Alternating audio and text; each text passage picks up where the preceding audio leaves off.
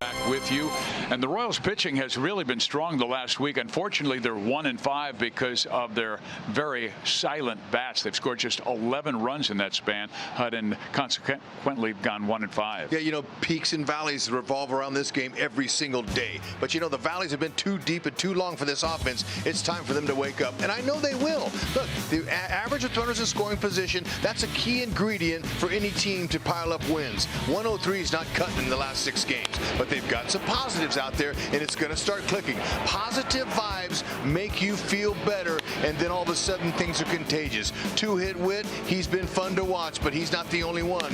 How about this power blast? 2nd career home run that left the yard in a heartbeat. These are the kind of offensive situations they've got to continue to thrive in. Hope we see it tonight.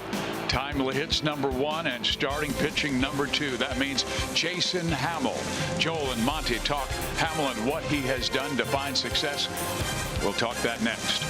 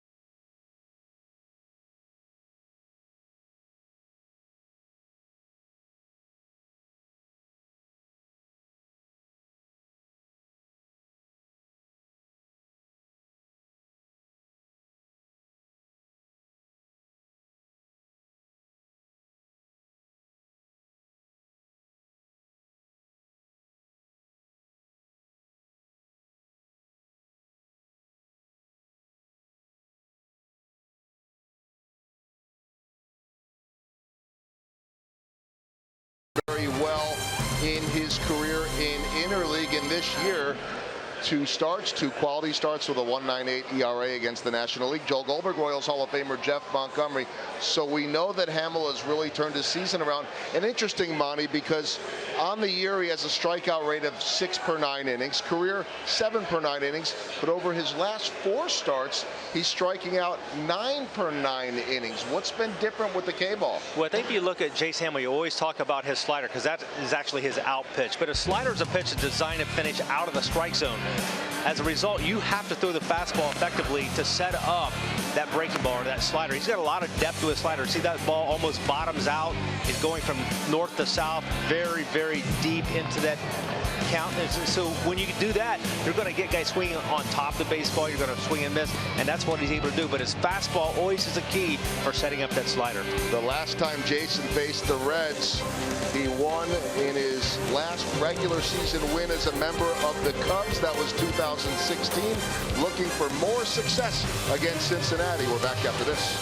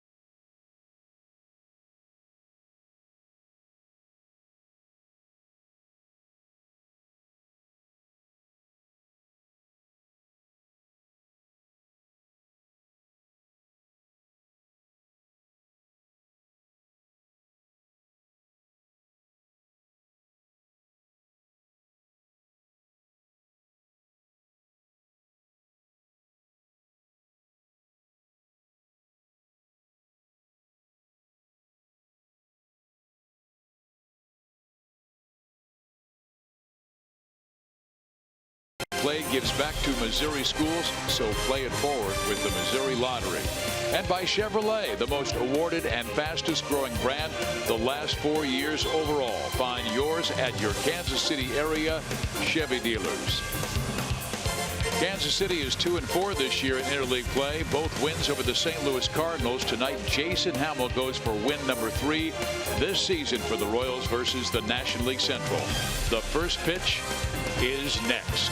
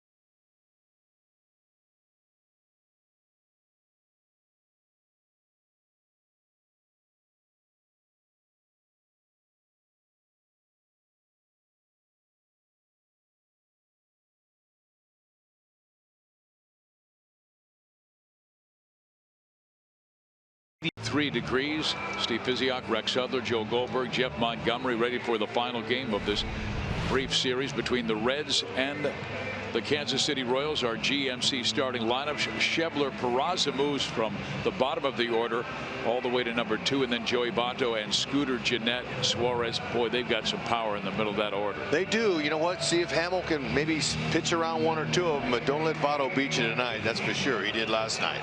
Hamill, he's got some strikeouts. He's starting to pile them up. He's starting to feel a lot better. His last 4 starts, the slider has been found. It's working pretty good. But I tell you, he's working on getting that innings or the ERA down under 5. He's continuing to throw strikes. But we talk about that 4-seam, 2-seam fastball. The 2-seamer has been a real good pitch to set up his slider. Last 4 starts at slider, they're only hitting .213 on it. It's working. Got some good downward depth to it. Curve and change are effective. But that 4-seamer is also setting up that slider. So those 2- and 4-seam fastballs are important for him. Manny Gonzalez will be calling balls and strikes for Jason Hamill. Andy Fletcher's at first base. The crew chief Jeff Nelson at second, and Laz Diaz is at third base. And for Jason Hamill, he is still searching for his first home win since August 20th of last year. That's a span of 7 straight winless home starts. And going after the first pitch is Scott Schebler. Skies into center field where Whit Merrifield is tonight. And there's 1 out. Forward around the horn, Royals defense. Whitley just made the first put out. How about that? He's a star player anywhere you put him. Where's Whitley? He's in center. Alex in left. You know he's going to make a play. Paulo getting a start in right field. He's happy to be out there. Have to watch for the sun early, though, as it's shining right in his eyes. Dozier's at first base over there. You got some gold there in the infield with Escobar and Salvador Perez. I forgot to mention the platinum that Gordon has along with his 5 out in left field. So there's gold all over the field. And it shows most every night. Hamill's record this year 2-6, a 5.12 ERA. He pitched well against the Oakland A's in his last start Thursday, but did take the loss. 4-1. The Royals unable to come up with much offense for him.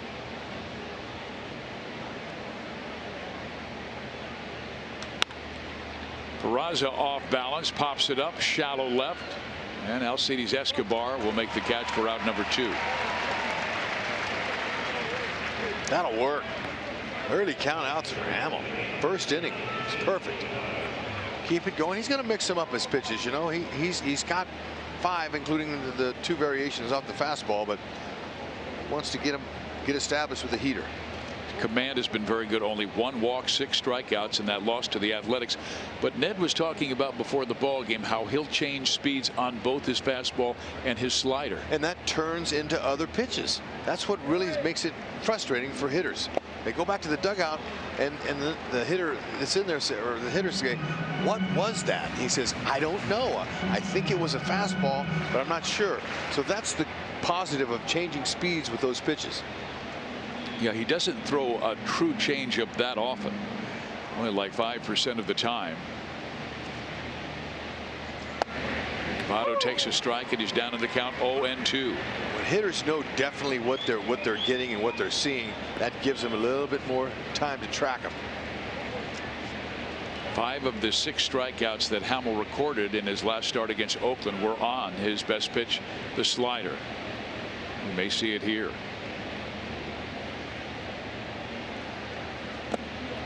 Votto almost gets hit in the back foot. Talked about Votto's stance a little bit last night. It's really unusual. You don't see a lot of that. You know, he's in his 11th year. This guy's a veteran player. Watch him how he chokes up and then bends his knees. I mean, he really crouches down.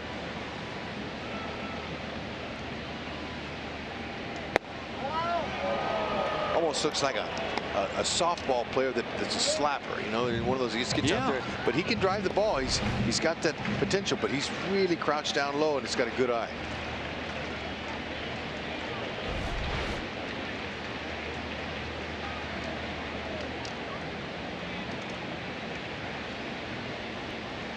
Want Jason to throw that 4-seam fastball up, and Votto smacks it to the second baseman. Ramon Torres with the catch, and a 1-2-3 first inning for Jason Hamill. When we come back, Whit Merrifield, Mike Moustakas, and Salvador Perez.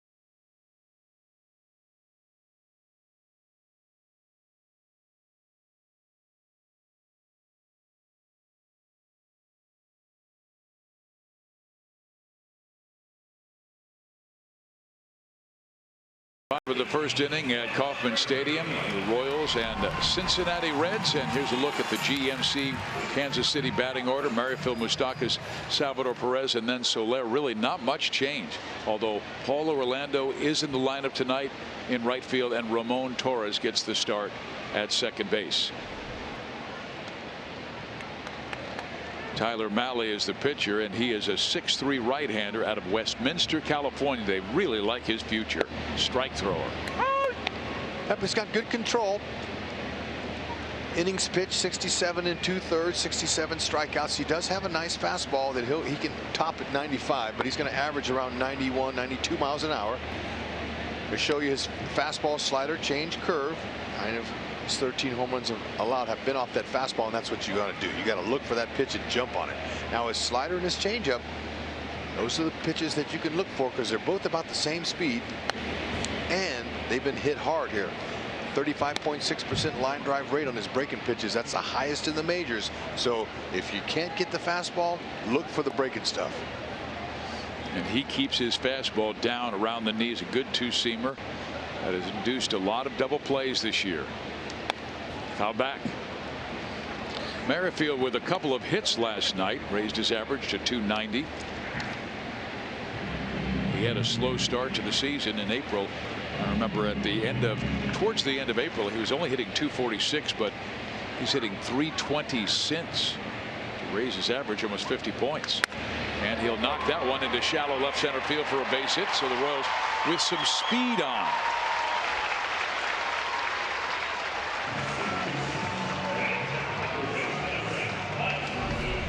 Defending behind Tyler Mahle. He'll show you Billy Hamilton. He can really go get him out in center field. Winker in left field and Schrebler in right. Casale's getting a start behind the plate. Duvall does a nice job at first base. Jose Peraza has some pretty good speed. And Scooter Gennett, he does a good job there. Suarez at third, he can hit. The Royals have not had a stolen base since June 4th. Do you expect them to run in this one? I would hope that Ned Yost, with the offense as stagnant as it's been, would try to push the pedal to the metal and start moving some runners and do something, stir it up a little bit. But with Moose, Moose can hit the ball in the ballpark. May wait on some of the middle of the order guys to let them take their swings, but you sometimes want to generate a little something to get going, start that runner. And Mike has been in a little bit of a slide. Only 7 hits this entire month and 41 times up. Yeah, but you know what? That's deceiving. He's been hitting some hard line outs. He's really swinging the bat well. He just doesn't have anything to show for it.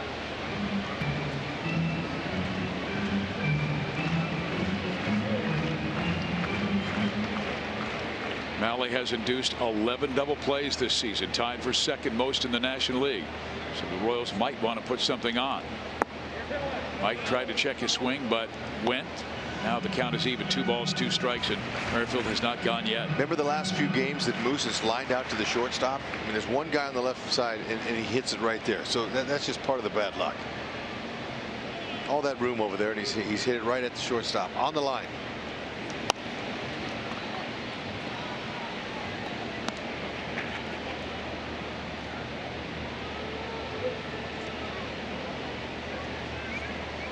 Mahle has allowed 13 home runs and 9 of them to left-handed batters.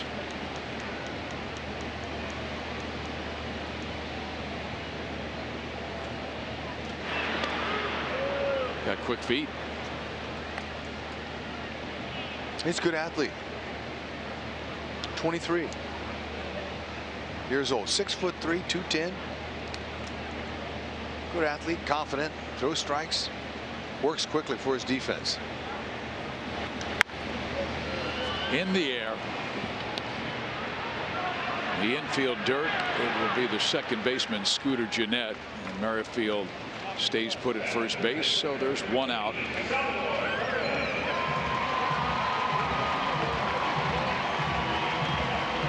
Mitch Meyer, in the year of when Merrifield led the American League in stolen bases last year with 34, and now Salvador Perez up. You could see Whitley and Mitch Myers covering their mouths, when they're talking, because the first baseman's standing right there, but it's not like the first baseman is going to be able to get any information to the pitcher or to the catcher that quickly.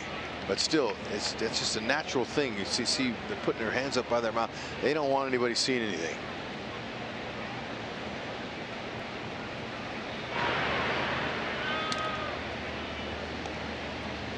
Mahle not only with a quick move to first base, he also is pretty quick home, helping out Kurt Casale.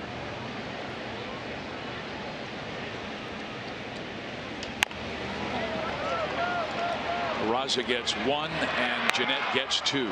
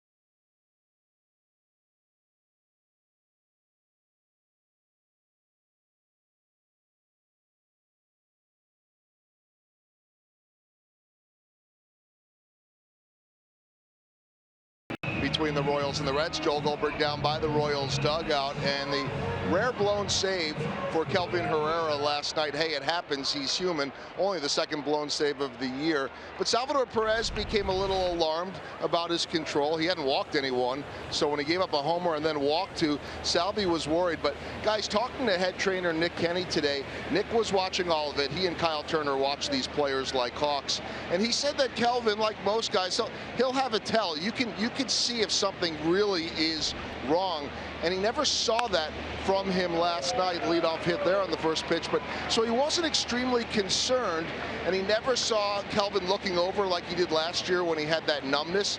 But they went out to check on him, and it was just too much moisture on the baseball, as they said after the game. What Nick said was that it was physical because he couldn't grip the ball right, and it became mental, but it was not medical. And so once they realized that he checked out, there weren't any issues, everything was fine. But you know, you have a little bit of concern. The velocity went down because you can't grip the ball well, and you're not doing what you're usually able to do. But the good news through all of it, even with the blown save, is medically Kelvin Herrera was just fine.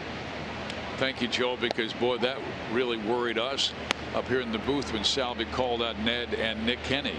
And here's a guy who has been rock solid, and one of your quests as a team is somehow give the ball to Herrera with the lead. Yep. And you know what? Every one of these players has mental issues at times, but you can get through those a lot quicker than you can in injury. So it's nice to hear there's nothing physical. Sometimes it's broadcasters who have mental issues. Well, we know one of them up here does for sure. but we're just, that's because I came from the field, and you know what? It's a mind-wrenching game. There's no doubt about it. And there was some humidity last night. Allows the moisture. Sometimes it's more than other nights.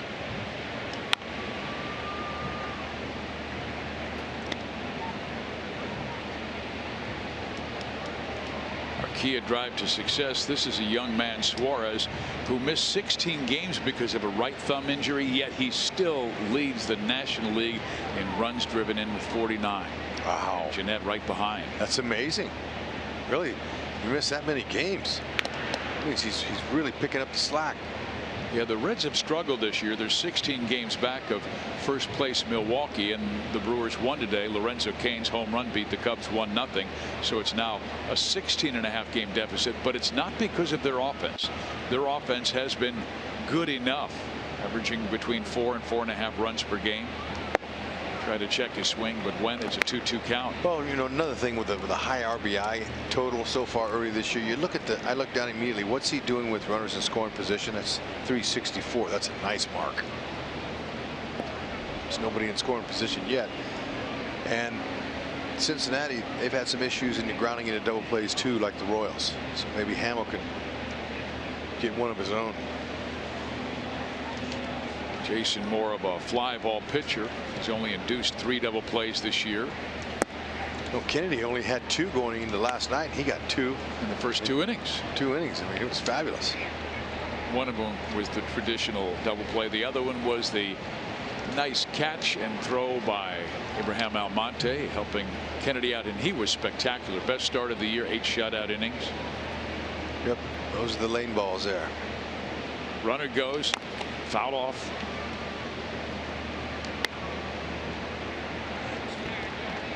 But he was able to locate his fastball, and it seemed like every single one of his changeups, when he missed low. Yeah, I like how he pitched with confidence. You could really tell he was, and when your defense makes plays like that behind you, that's good for the whole team. You could see the emotion he showed. The whole dugout was fired up. That was a good ball game until late in the game. Cincinnati took over. It's quick. It's fun to watch. Runner goes, pitch is swung on, fouled off again by Suarez. Now you got to like Riggleman. Riggleman's, 3-2 count. There's nobody out. They know Salvi can throw, but we just showed you, stay out of a ground ball double play, send the runner.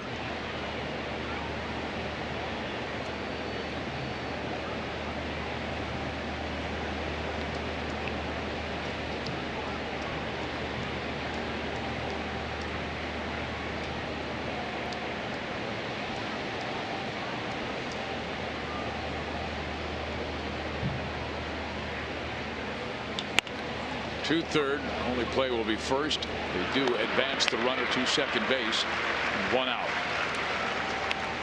Tonight we are participating in the home run challenge. Every home run in this game raises money for prostate cancer research. Since June 1st, over $1.35 million has been raised in the challenge. You can make a pledge by going to homerunchallenge.org.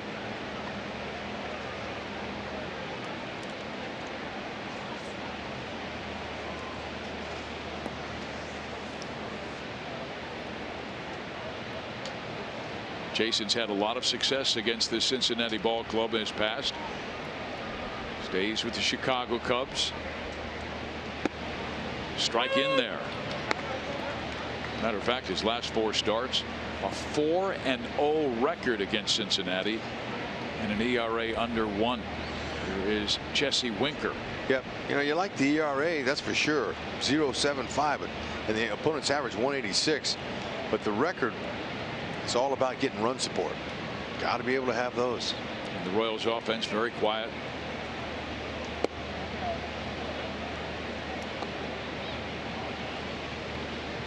He's also had success against the National League. 5 straight quality starts with a 2.41 ERA. Keep it up. Those are good numbers.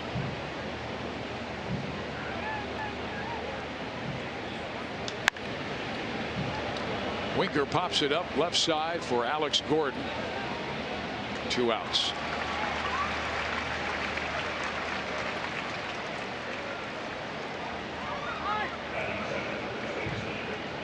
Now Adam Duvall, who the Royals were able to keep quiet last night. He went 0 for 4. This is a guy with big time power, but a lot of strikeouts. Last year knocked in 99 runs, but struck out 170 times.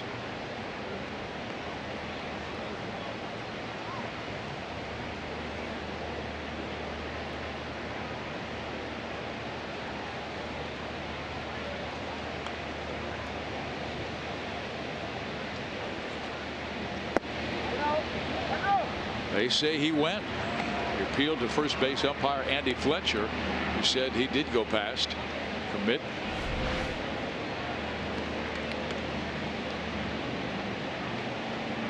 That's borderline. That slider so difficult to pick up. And once you commit, it's hard to stop.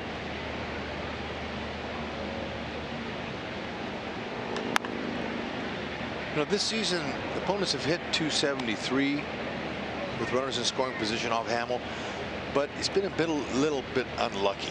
Just 10% line drive rate with runners in scoring position this season. That's tied for the second lowest percentage in the majors. Because at 10%, they're not hitting very hard balls off of him. They're getting some doinkers in there. That's what that's telling me. And it just seems like lately, when he gets to 2 strikes like he is here, he puts guys away.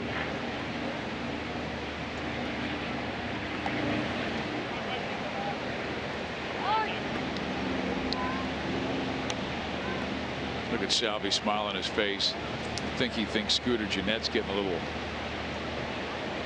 little hungry there at second base, getting too far off the bag, and he was thinking about throwing down. Torres snuck behind him.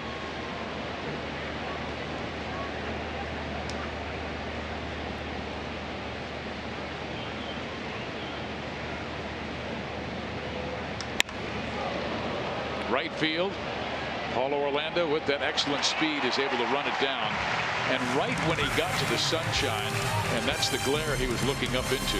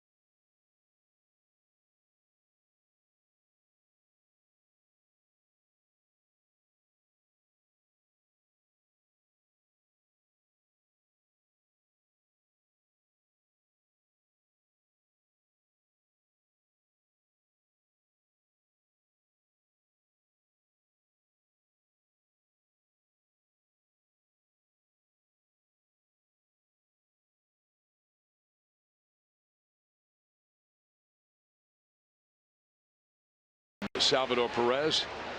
And fans, if the Royals hit a triple in tonight's game, the Kansas City Honda dealers will make a $1,000 donation to the Kansas City Major League Baseball Urban Youth Academy. Jorge Soler, the batter. Jorge 0 for 4 last night. That was his first return since fouling the ball off of his left big toe in Oakland.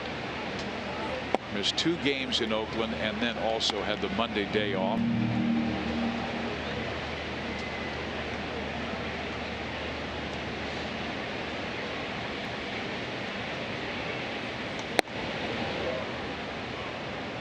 Tied in a 2-1 count.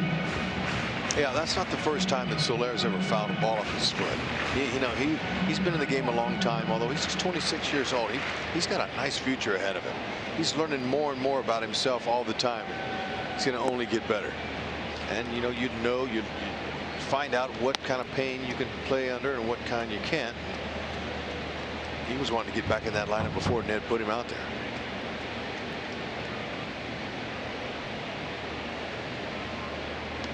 Takes a rip at a 3-1 fastball.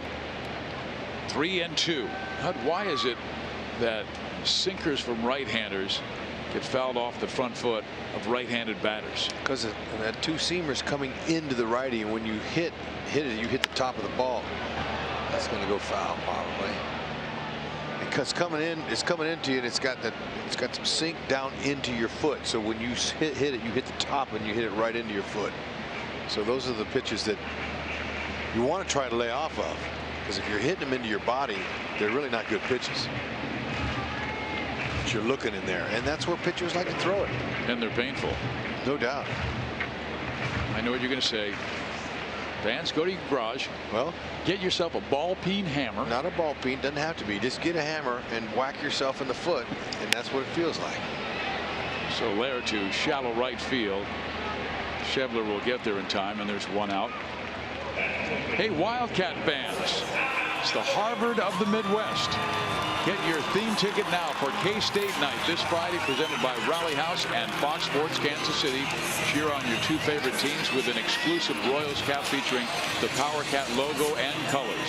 Redeem your hat at Gate A with your theme ticket at 5:30 before the Royals take on the Astros. Were you ad-libbing a little bit on that one? Just a little bit, Okay. and then I'm in between Dave Holtzman and Rex Hudler. Hey, look, just because my daughter went there doesn't mean I went there. Surprised Holtzman's not wearing his Jayhawk red and blue.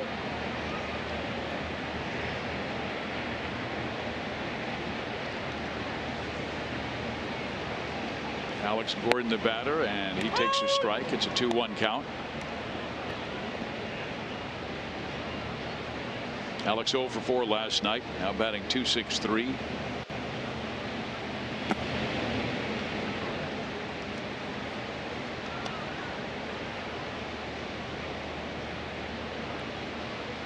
Both starting pitchers really solid with their command last night.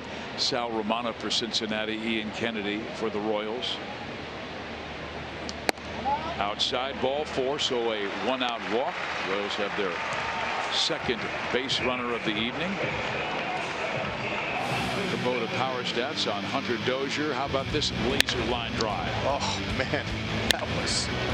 That was loud and it felt good. I could just tell because the ball was not walking. It was well struck. When you hit a ball like that, Fizz, you don't even feel it. It's just a wonderful feel for a hitter. I mean, you feel it, but barely. And it just looks like Hunter's getting more and more comfortable at the plate. And I've always felt that comfort comes before confidence. Yep, I think that's important. You got to have both of them. Helps when you take a deep breath like he just did.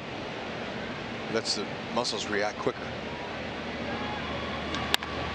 To the left side, Suarez will turn it into a 5-4-3 inning-ending double play. So that is now 13 double plays induced by Tyler Mahle this year.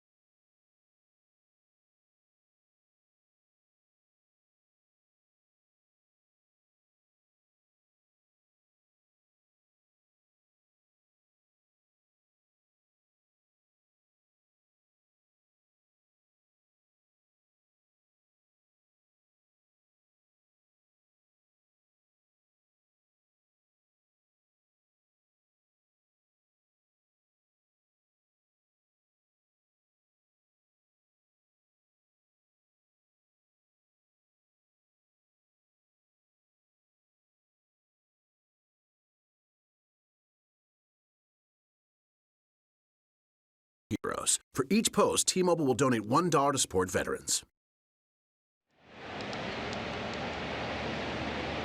Top of the third inning, hitters 8, 9, and 1 scheduled to face Jason Hamill.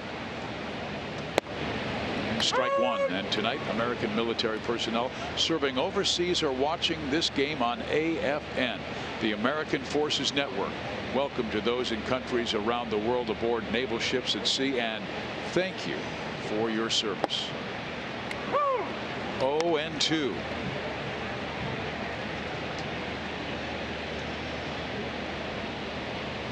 Casale called up from the minor leagues. 10 at bats, 5 hits. And he's thrown a runner out. Swings and misses and is down on just 3 pitches, so that's the first strikeout for Jason Hamill, and number 53 this year. Look at that little spinner. Nice. Ends up being a big spinner. That starts belt high, ends up in the dirt. Exactly what he wanted to do. Now a guy that pitchers want to keep off the base pass. Billy Hamilton, great speed, but he has had a hard time reaching base this year. Shows bunt, takes strike one. Hamilton just 2 for his last 32 to see that batting average drop under 200. That amazes me, as fast as he is, that he only has a couple hits. You know, with your speed, you can leg hit, you know, 2 hits, 3, 4 hits a week with bunting or topping the ball or something like that. So he must be going through a bad spell with some bad luck. And I will say this to the Royals' credit, they were out here at 3:30 this afternoon. All of the 4 extra players were working on bunting hut. Not one hitter took a swing. They only bunted. I think it's great, and we need to see more of that, because that's part of the game. And when you're not making contact, you can get on with a bunt base hit, or you can move a runner, and there's a lot of things that you can do. So what that does is it also changes the shifting. It changes the defense around. And you know, we're talking a lot about shifts nowadays. There's a need in the game for small ball, no question. Hit and runs, moving the ball around. I was listening to some national talk shows today, and they were bringing up the Royals in 14 and 15, talking about what a miraculous run that was. 2 years back to back with no power. They did it all by putting the ball in play, and their back end of the bullpen was spectacular. And you know, you win games that way, win championships that way. Torres, and of course, good defense. Fine play. Yeah, you got to have the defense, and that was a signature too during those at that time. So Hamill's pitching to contact there. He'll take it. That's a nice play. Ball's hit hard. Torres has got great hands. I've been impressed with him since he's been up last year. He came up last year, and he showed me the good hands on defense, but it correlates directly to his bat too. Switch hitter. Nice. Puts the ball in play. That's a good play. And you know, they were out working on defense too.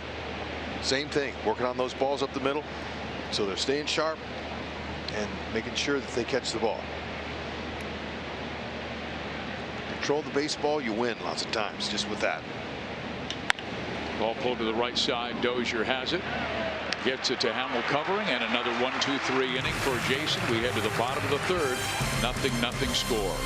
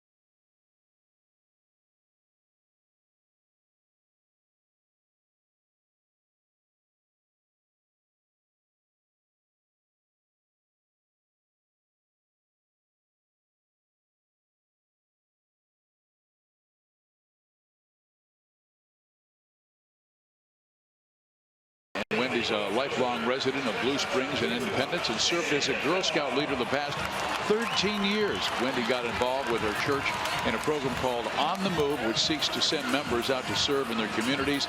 This led her to volunteer and spend quality time with clients at Hope House, which provides domestic violence services. This past April, Wendy received the Volunteer of the Year award at Hope House's annual luncheon.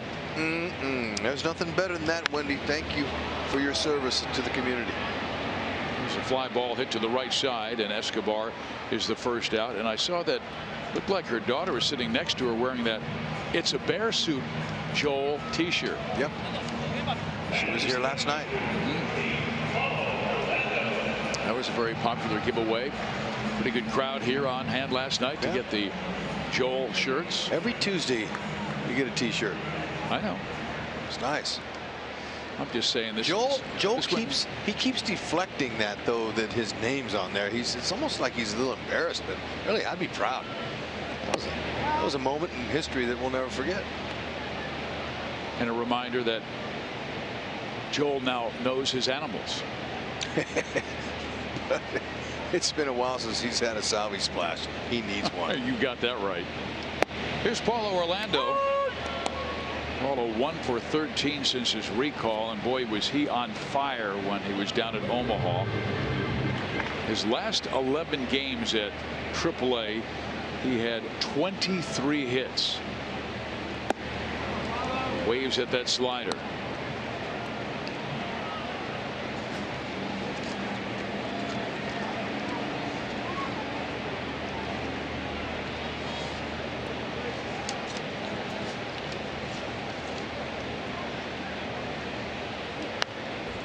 Malley got it on his hands at 93 miles an hour. Now, Malley's slider and changeup are both 83 miles an hour. His slider change, the curve's 77, so you'd like to have a little bit more differential in the difference in speeds. You'd like to have at least 10-mile-an-hour difference, but it is what it is. And so far it has been hit, not tonight especially, but over the course of the year. Been hit hard. 35% line drive rate. Catch the Royals versus the Angels makeup game on Monday, June 25th for just $5 through the MLB Ballpark app. Your discounted upper level ticket must be purchased and delivered through the app. Some restrictions apply. Visit MLB Ballpark app for details. How about that? One game makeup. Yeah, that's a crazy road trip because we go to Houston and then come back to play one game against the Angels and then go to Milwaukee for 2 and then go to Seattle for 3 and then come back home to start July against the Cleveland Indians. July already? It's right around the corner. Well, we do have that 4-city trip. We end June in Seattle. Beautiful Pacific Northwest. I'm wondering, Holtze has another adventure for us on our off day there. Came up with this absolutely breathtaking hike last time we were in Seattle with an off day.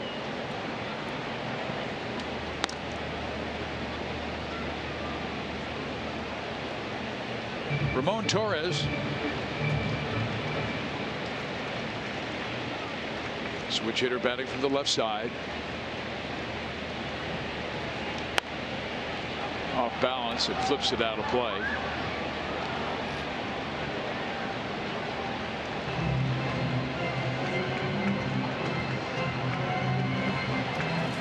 Hamill has been sharp in his 3 innings of work, allowing just 1 base runner. That was a single by Jeanette, but left him stranded.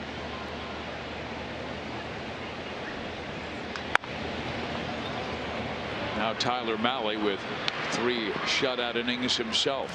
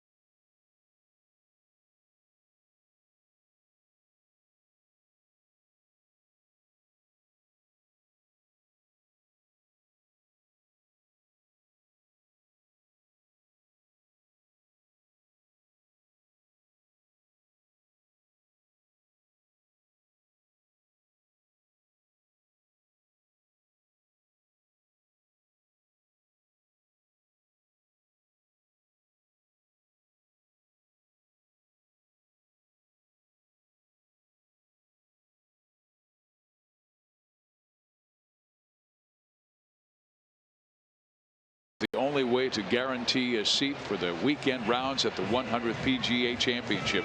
This milestone event is at Bellerive Country Club in St. Louis. Visit PGAchampionship.com for tickets and more information about the Centennial Club. Good crowd on hand for Game 2 of this interleague series between the Royals and Reds. KC at 22 and 45.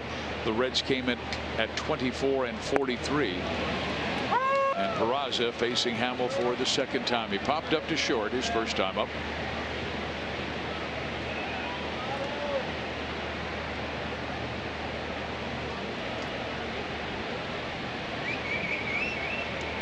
Tight fastball at 90.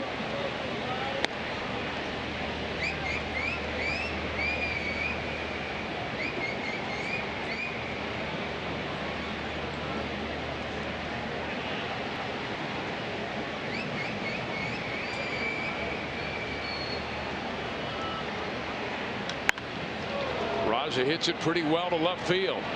Gordon racing back, and Alex with a fine over the shoulder catch. Peraza thought he had him extra bases until he forgot who was playing left field. Great jump by Alex. Look at this. That's a straight line, as straight as a string, right to it. Routine for him.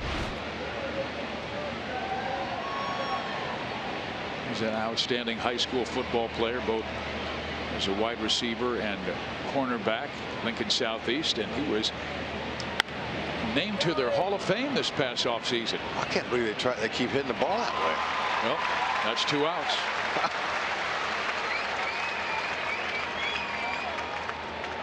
How about some refreshing saves from Price Chopper and Aquafina?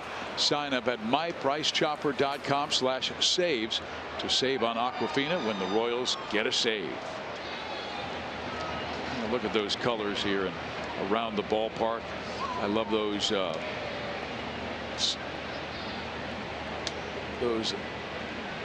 just natural flowers in the fields. Have a little wildflower out there. Exactly. They planted them how many years ago? It's been 7 years when they planted those.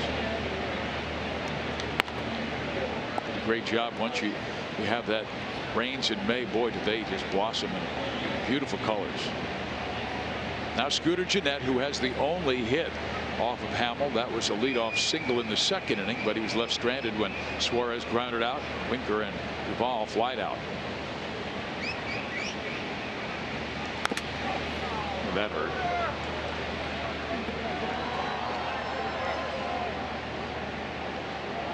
Salvi didn't take much time off, still with a smile on his face, talking with Scooter. Yeah, but he got hit right there on the forearm last night. Same spot. I mean, that hurt a little bit more today. As you know, it's bruised, and Salvi likes to show me the bruises. Sometimes he'll say, "Look at this one," and he'll pull it up and on his arm or his shoulders. And he's wearing his bruises proudly. He has started all 47 games since his return from the disabled list.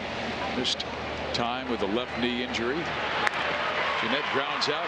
Hamill remains strong through 4. He has allowed just 1 base runner.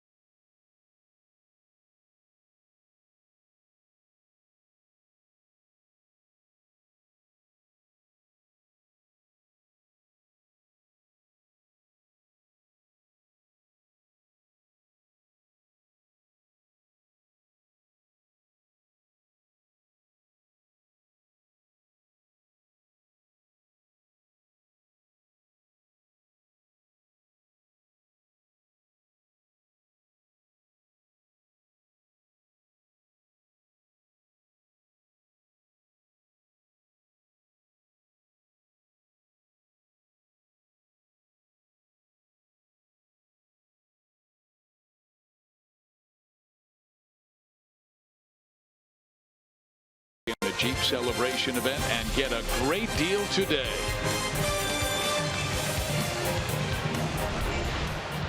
Our University of Kansas Health System report on Miguel Cabrera, the great Detroit slugger, out for the season with a ruptured left biceps tendon. And boy, it was a scary injury that he suffered last night. .316 career average. We saw him get that Triple Crown, that he clinched it right in this ballpark, and he was so honored when the fans stood and gave him a wonderful ovation. Yeah, he'll never forget that. Neither will a lot of fans here at the K. Yeah, we talked to him about it the following season, and he said he was really humbled by the appreciation opposing fans. And I said, well, that's why they call it the Heartland. Yeah, and how many Triple Crowns have there been? Not many.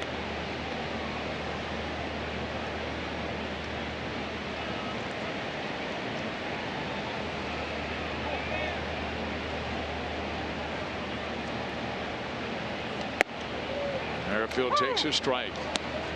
Count evens at 2-2. Malley has been rock solid. His command had been a little wobbly for a stretch in this 2018 season. Now back, as he had walked 26 batters in 68 2/3 innings, and in his career, in his minor league career, it was between 1.5 to 2 walks per 9 innings. His strength was always that excellent command down in the zone. The Cincinnati 7th round pick in 2013 out of high school.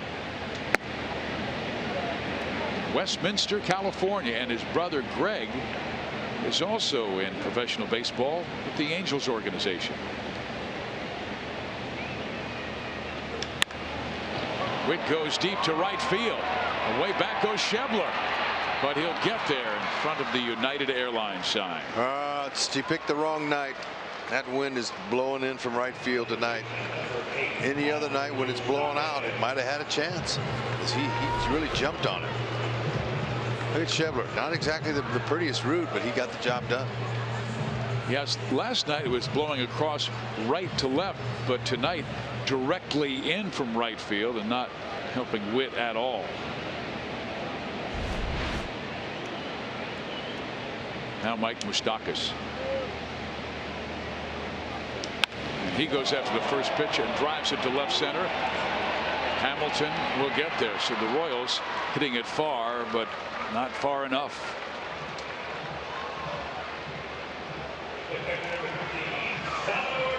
I remember talking to Lorenzo Cain, our center fielder, during our glory years, and he said there is a dead spot in dead center field with the big scoreboard, but he said on each alley right off the scoreboard right and to the left, he said there are times where the wind will gust out, and if you can get it in that gust, it's like a jet stream carrying out. Strike one. Little 93-mile-an-hour four-seamer. Even though Malley was only a 7th round pick, he was one of their top pitchers in the minor leagues. 15 games over 500 in the minors, 43 28 with a 2.85 ERA beginning this season. Out of play.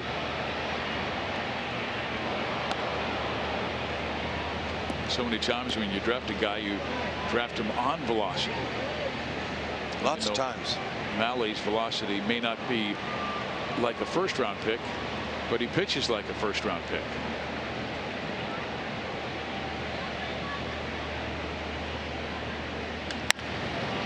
Left side, Peraza. 3 up, 3 down. To the 5th we go. 0-0 score.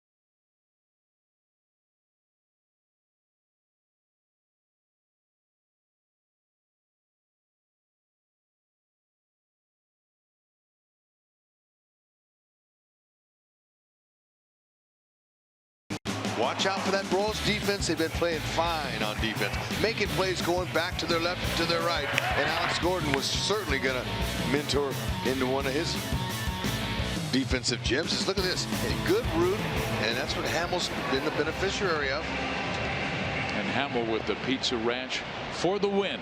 Pitching line. 1 hit allowed. He's only allowed 1 base run. That was a single by Jeanette in the second. Retired 9 straight since. And gets strike 1 across to Suarez. Remember about 5 starts ago, before Hamill started getting his pitches right, his 2-seamer working, his slider working, Cal Eldred, pitching coach, first-year pitching coach of the Royals.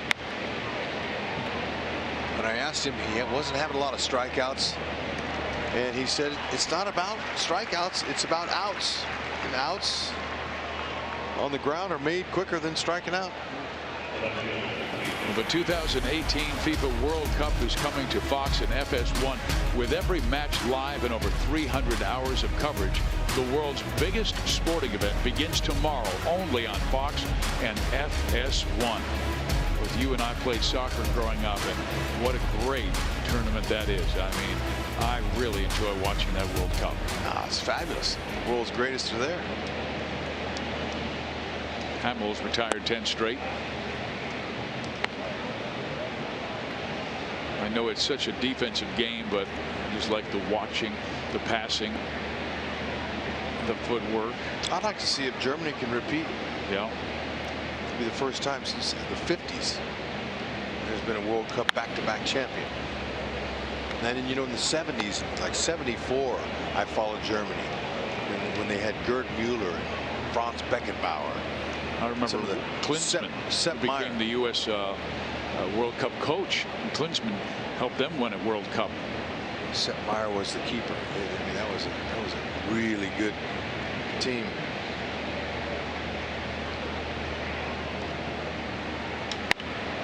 Ball struck well. Wynn knocked it down. Sure did. And 2 outs. You remember the Jurgen Klinsmann story in Southern California? Klinsmann in Germany is like Michael Jordan in the United States.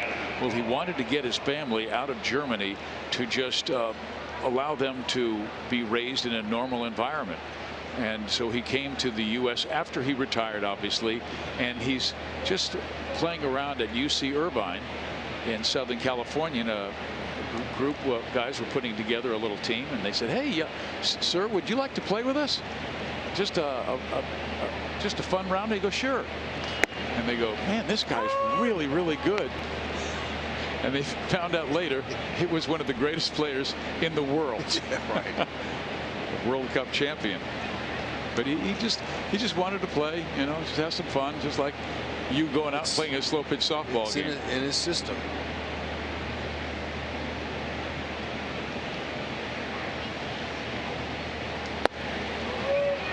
There's a swing and a miss. Can you imagine going to, you know, you got a group of guys and Michael Jordan drops by and said, "Hey, do you guys need one more?" Yeah. I think you'd say, pickup. "Yeah, I think so." A little pickup game with the world's greatest.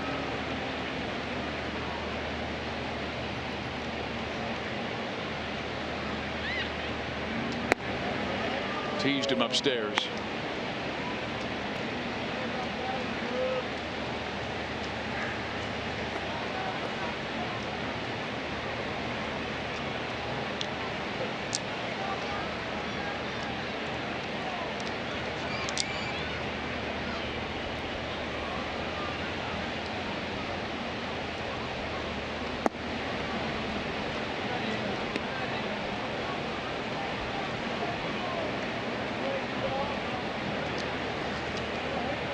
Duvall flied out to deep right field his first time up.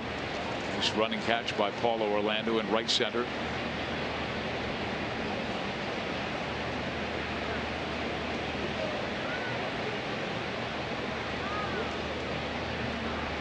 Ooh, good pitch. Took a lot off that breaking ball. 75 miles an hour. Duvall way out in front. And Jason Hamill really sharp in his 5 innings of work. Ooh, man, was that a breaker.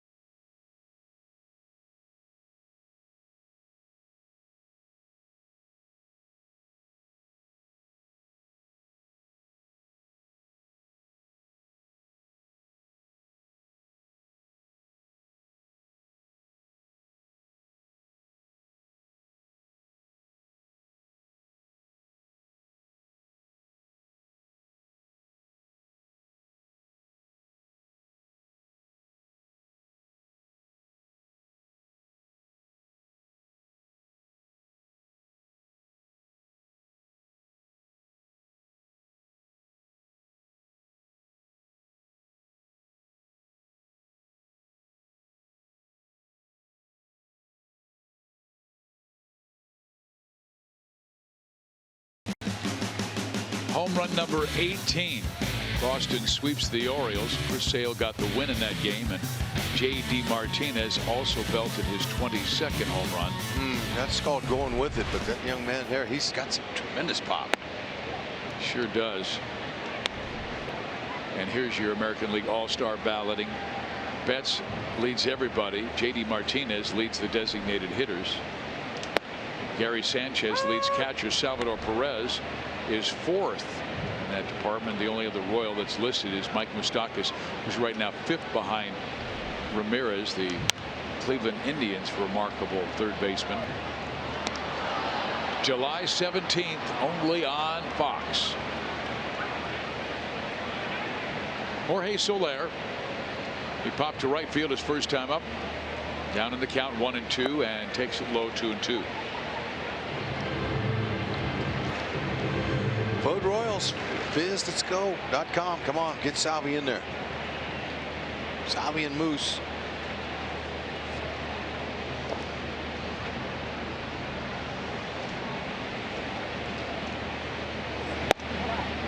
Outside.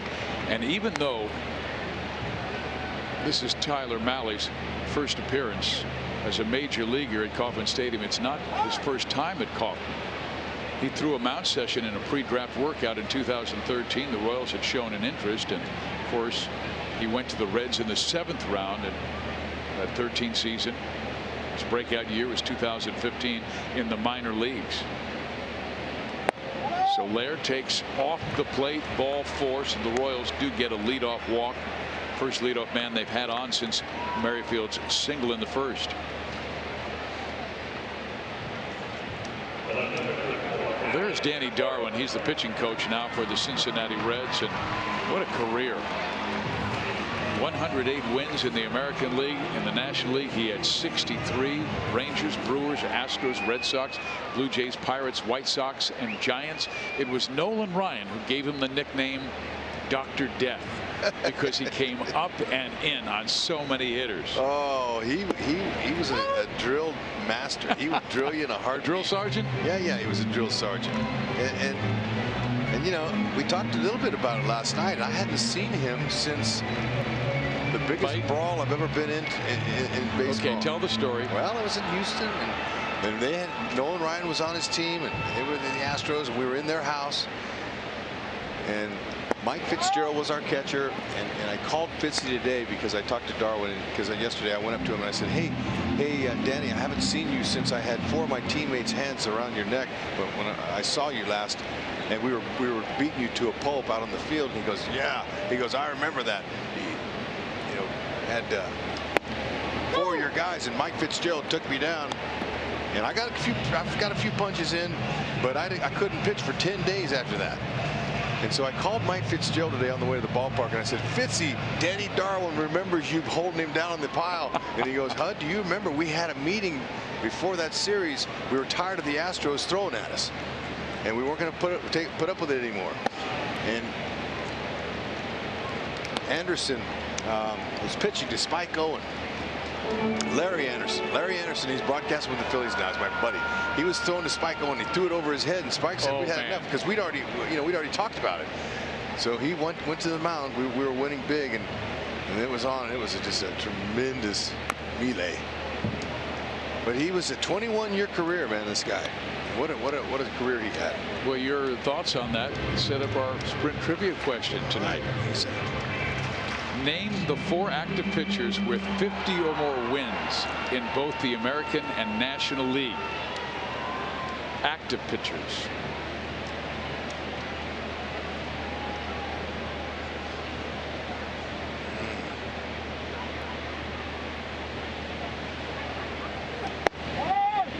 A little bit upstairs. How about John Lester? Might be a good call.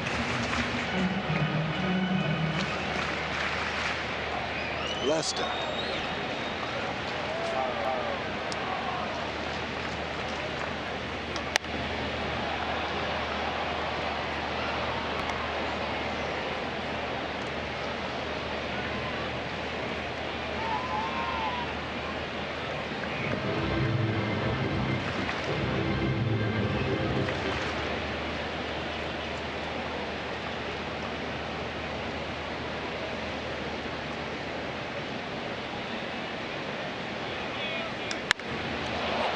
ball struck well deep to left field. Backing up is the left fielder Jesse Winker, and he'll make the catch. Just in front of the American Century Investment sign, and one out.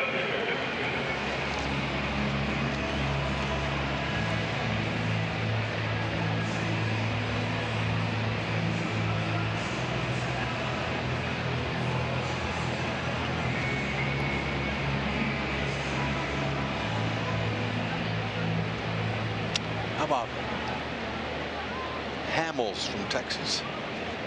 That's a really good guess.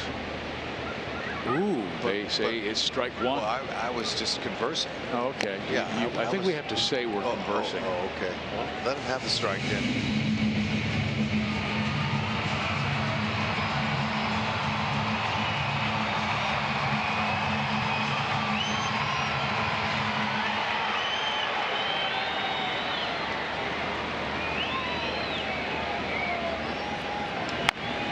Slow roller, but that will stay foul. You know, I was thinking Irvin Santana might be, but I think most of Santana's wins came in the American League. Yep. I don't think he had enough in the National.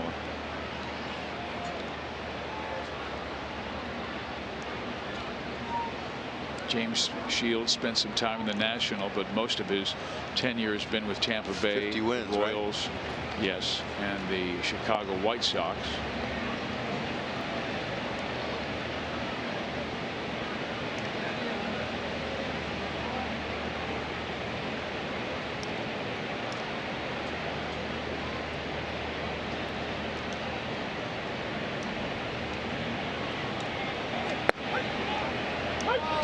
And they call strike three on Hunter Dozier, who does not like the call from Manny Gonzalez.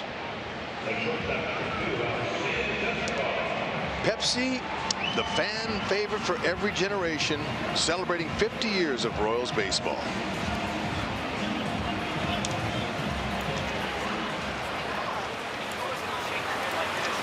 Hello, Say bud. hi, give him thumbs up. How you doing? JJ, give him thumbs up.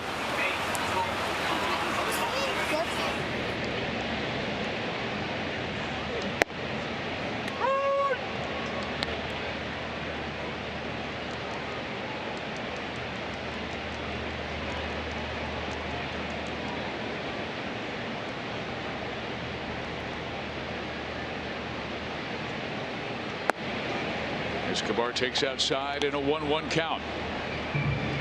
Both pitchers with a strong start. Jason Hamill for the Royals. Tyler Mahle, young right-hander for the Cincinnati Reds.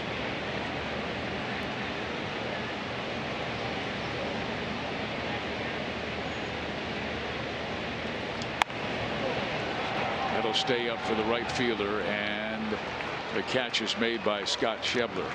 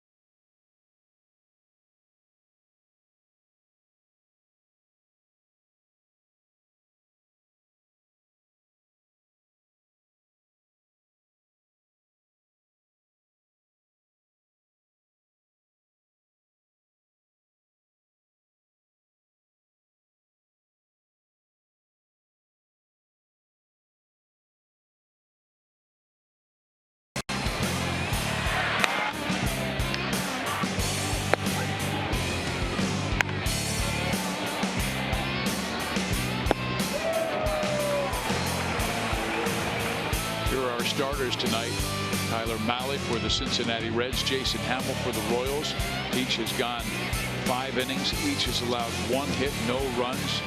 Pitch efficiency has been terrific. And they've been ahead in the count just about every single moment of this game. Yep, they're working it. Nice to see Hamill continuing his great starts.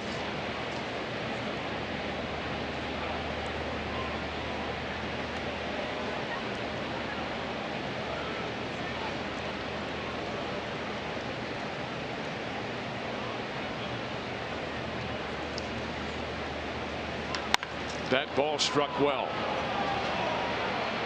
Off the top of the fence, played perfectly by Alex Gordon. It's going to be a close play, and the runner is out.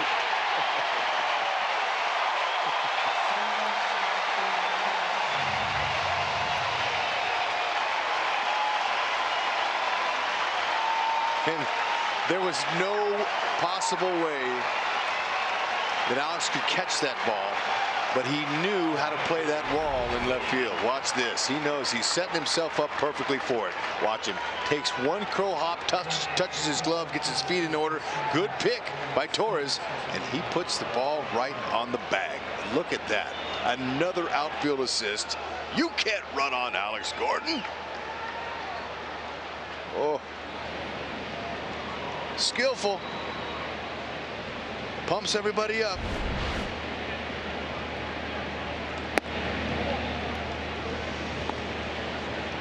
Fifth outfield assist this season, 87th in his career. Takes pride in it.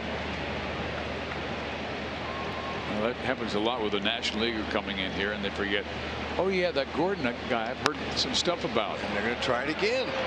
And he makes another remarkable play. That is just, that's stupid hitting right there. I mean to tell you. That guy, you know, I try to warn our audience every day before the game when we show our defense, hey, that guy out there in left field, he's going to do something special. Hamilton scuffling for a base hit. Should have known better to hit it than there. Right there. Good, great timing. You know, and he never leaves his feet unless he has to. And he's always on the money. So 2 outstanding defensive plays by Alex Gordon here to start the 6th inning. Jason Hamill is averaging about 10 pitches per inning. Look at that. Beautiful. Just the 2nd inning. That's a few issues. Hey, how about the 50-50 wins National American League? Your thoughts on Bartolo Colon? Yeah, Bartolo's good. How about Zach Greinke's got to be in there somewhere. How about Max Scherzer? There you go. It just took us a little while to think about it. Thanks for giving us a little time. Last night they tried to rush us. They wanted the win.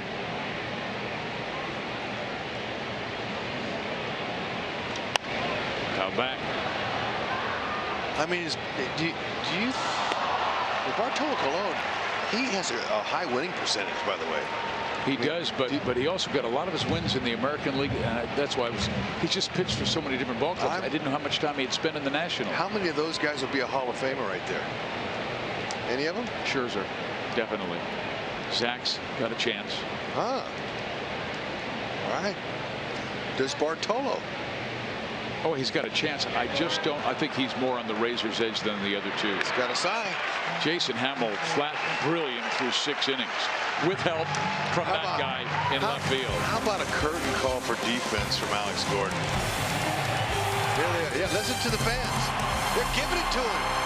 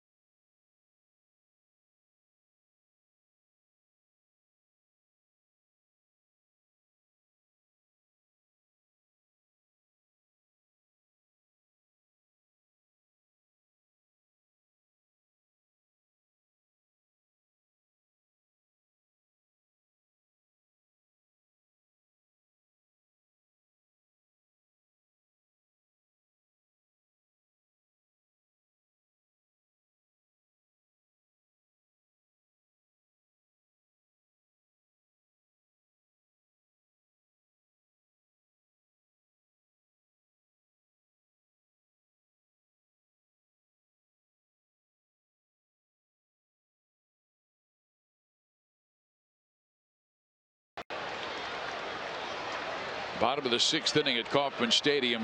0-0 score. Only 3 total hits in the game. The 6th inning is our Sonic Slam inning. Our contestant is Laura Downing from Maryville, Missouri. If the Royals hit a home run out of the park in this inning, Laura will win $2,000. And if the Royals hit a grand slam out of the park in this inning, Laura will win $25,000 from Sonic and the Kansas City Royals.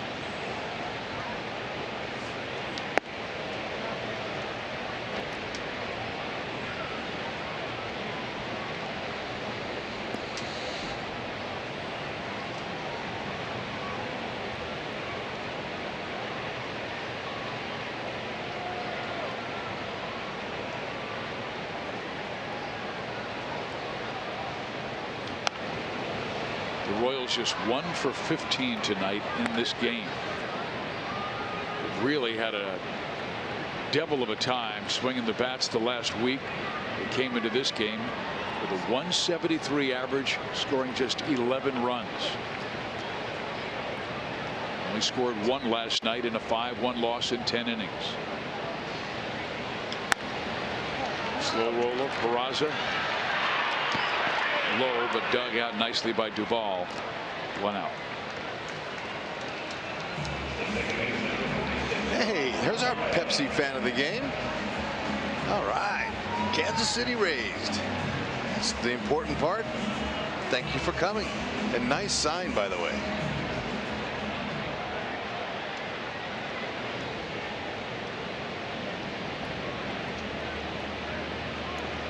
Now Ramon Torres. You know what I wouldn't mind seeing from Ramon? What's that? What he did against Texas earlier this year, a Little League home run. Yeah. Remember that? Well, you know what? Maybe it doesn't go between the guy's legs this time. There it is, Fizz. He hit it to center field, but I think Hamilton's going to catch it. You got me excited. He does. Rats. Too bad. Good try on the call. You know, he's never hit a home run before in his career. It'd be nice to see it. That's a good stroke there. That's a long ways. He hit that ball 400 feet, maybe. Malley's been as advertised. We talked with the Reds broadcasters, and they said he's a very cerebral young man who really takes his craft very seriously, goes over the notes, the scouting reports, and is able to execute his pitches. Yeah, well, so far tonight he's using 61% fastballs, 4 and 2 seamers, 20% sliders, 16% to Whit Merrifield, 16% changeups.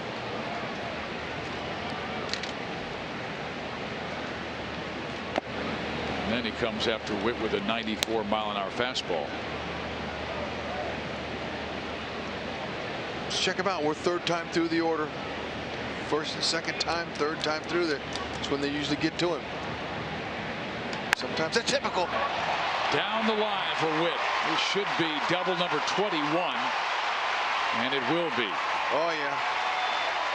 He's the only player in the game with 20 or more doubles, 14 or more stolen bases.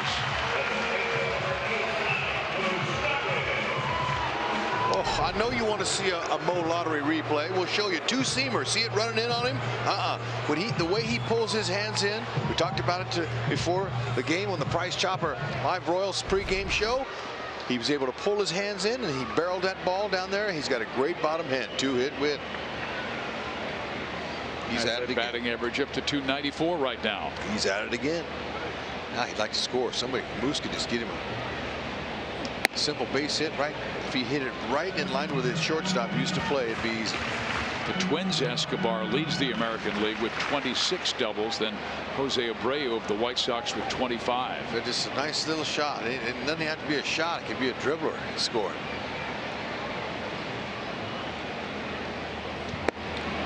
Big rip but miss. 1-1.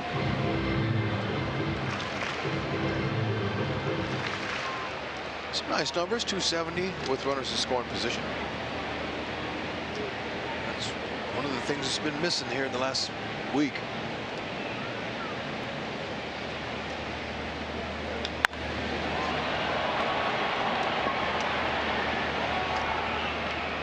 Hamilton with the catch. The Royals turn back.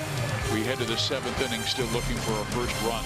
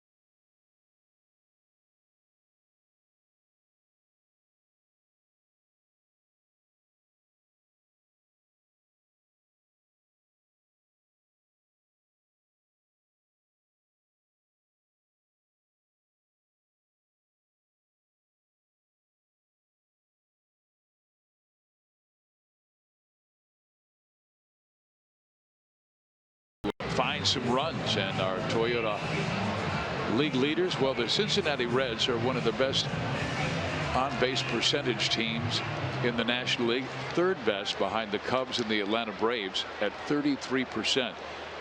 Got a lot of guys who see a lot of pitches. Joey Votto, number 1. He has more walks than any other National Leaguer.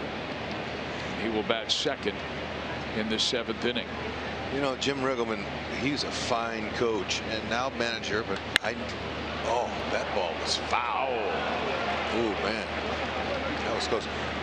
Was a great coach. Now, he's been a manager for several years now, but I had him as a coach under Whitey Herzog in 1990, and we were in Candlestick Ballpark, and the wind would blow, and I was playing third base. And playing third at Candlestick, the ball would throw it. Pedro Guerrero was the first baseman. He couldn't catch the ball. It would just over his head. And I was using too long of a throwing stroke. And so in between innings, I went in and I said to Coach Riggleman, hey, can you help me? Man, Pedro, he can't catch the ball. And I got to make the play. He goes, yeah, throw the ball from your ear like a catcher throws. Shorten up your arm stroke and just throw it from your ear. Oh, I was amazed. I just zipped the ball across the diamond. It was awesome. Simple adjustment. That's all. Pedro is not known for his defense. Not at first. Not at second. Or no, he was third baseman too for the Dodgers. But anyway, Riggleman, he's a good guy. Good coach. There were many who thought he would have a better chance of stopping the baseball by just laying down and letting it roll into him. You mean Pedro? Yeah. He could hit. He sure could. That's why they had him out there. Probably was an American League player. That designated hitter.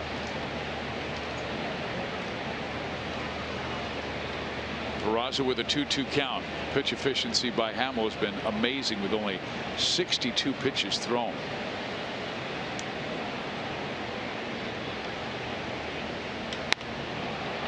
Gapper. Ball dropped by Witt, and it's a leadoff double by Jose Peraza.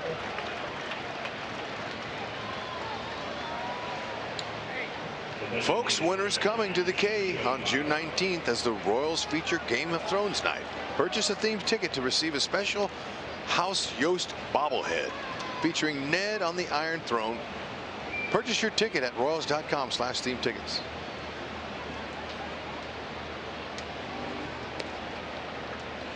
When you can't score runs, boy, every mistake that you make as a pitcher is magnified. And now you have to face Joey Votto, who had the big hit last night in the 10th inning of a tie game with the bases full. Yep, sure did. Be careful. And he's got a nice RISP average with 386. Runners in scoring position. Set one in the right center field gap in that 10th inning that broke the 1-1 tie. Scored all 3. Yep, Peraza, he's got good speed. Be tough to throw out.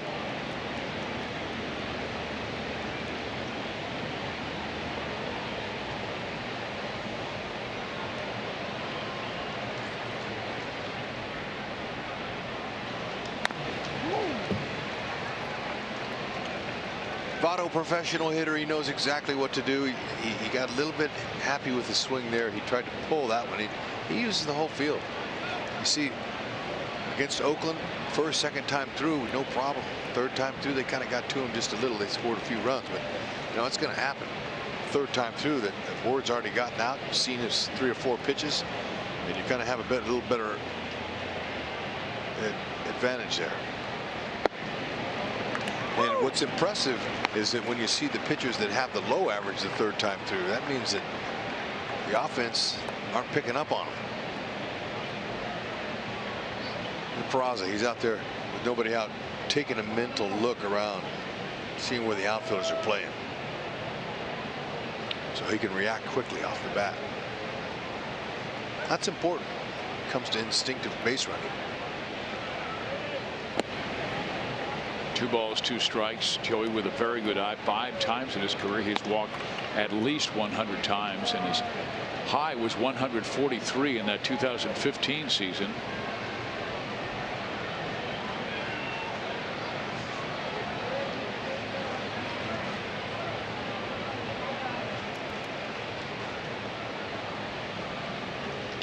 Back up the middle, glances off Hamill to Torres, who will throw out Joey to third base. Peraza.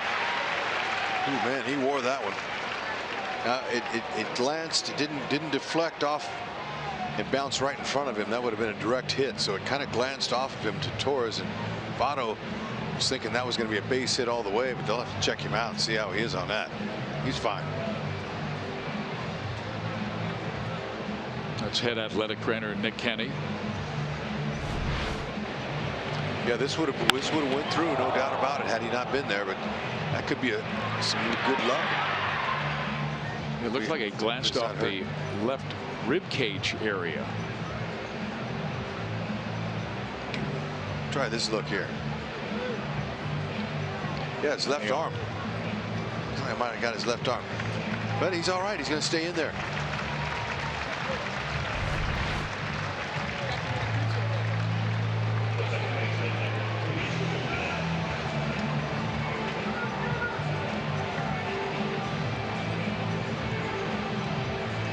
Speed at third base. Ned's got to put his infield in. They got to play on the grass here. It's getting late. There's no score. Want that run to score anything on the ground. So they're going to try to get the speedy Peraza out at home. Jeanette has been a clutch player for them. He extended his hit streak to 10 straight games with a hit in the second inning, but has driven in 47 runs. Strike one. Well, he'd love a little pop up in the infield, or the ball hit right at any of the infielders that are in.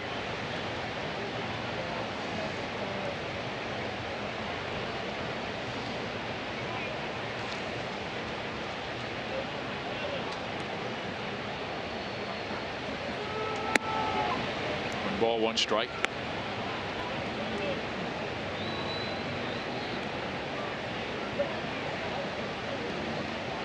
Staying away from him. He wants to get him to try to go to the opposite field.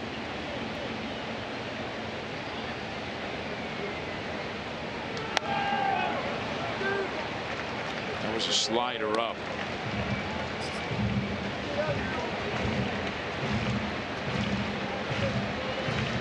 Here are the National League leaders in RBI, Suarez, then Jeanette. We told you offense has not been a problem for Cincinnati.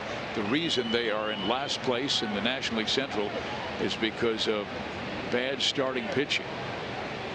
But the two starters they've shown, Kansas City and Romano and Malley, have really been good. See if we can get him up and in here. That's what they look like they want to do. It's it to Escobar, and it gets by Esky, and that will give Cincinnati a 1-0 lead.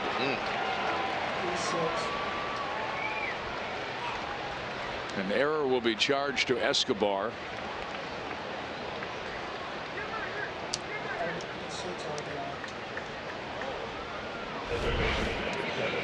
They will give an RBI to Scooter Jeanette, who's 48. Yeah, you know, he elected to play that ball off to the side. And Escobar normally that had two big bounces to it, and he just let the ball play him. They have just taken away an RBI for Scooter Jeanette. They at first had given them an RBI by the official scorekeeper tonight.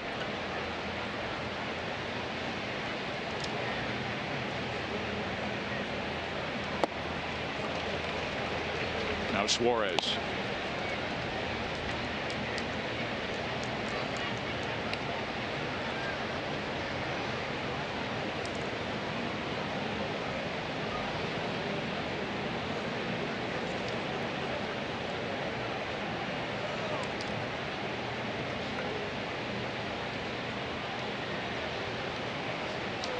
Foul back.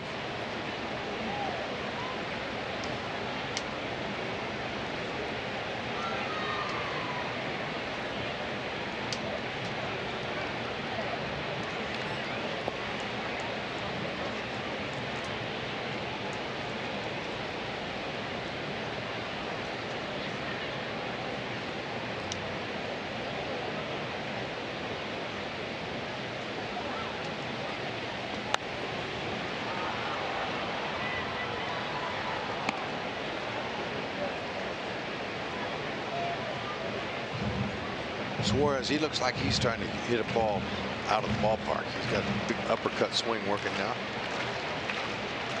Boy, they really believe in him. They signed him to a 7-year deal. He's just 26 years old, so obviously they believe in his future, wanted to buy out his free agency years. Ball knocked towards the left field line, and it is going to drop for a hit.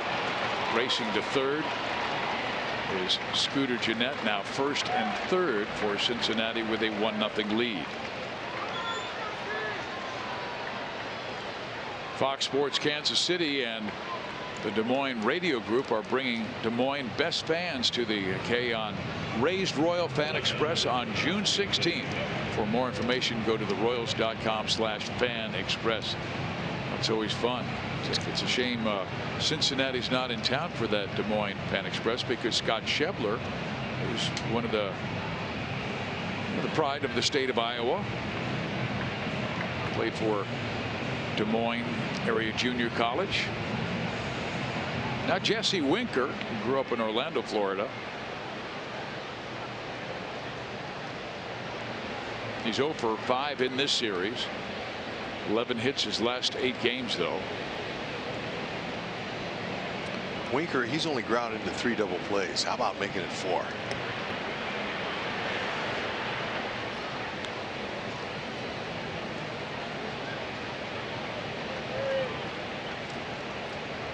Hamill has only induced 4 groundouts tonight.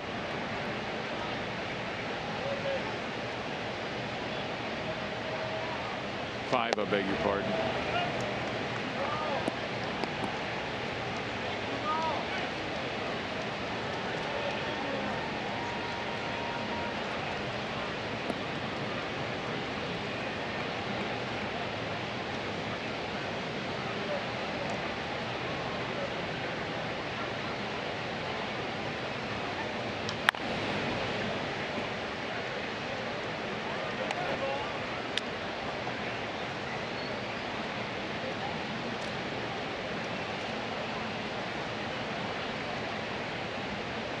The inning started with a Peraza double, then a Joey Votto smash off of the left side of pitcher Jason Hamill that ricocheted to Torres. They threw him out, but moving to third went Peraza. Then with the infield in, Gennett, ground ball at Escobar, booted. Now a ground ball, Dozier.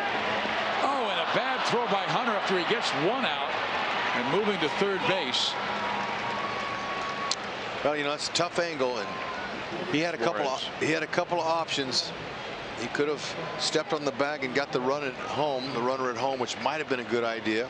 Better angle. Yeah, but when you just step on the bag and throw, you know, you're basically not able to clear yourself to make that throw to second base, so that you can't hit the runner. See, now he didn't even look at the runner at home coming home. This late in the ball game, runs are pretty scarce. You can see that tough angle to try to get that ball to Escobar. So 2-0 Cincinnati.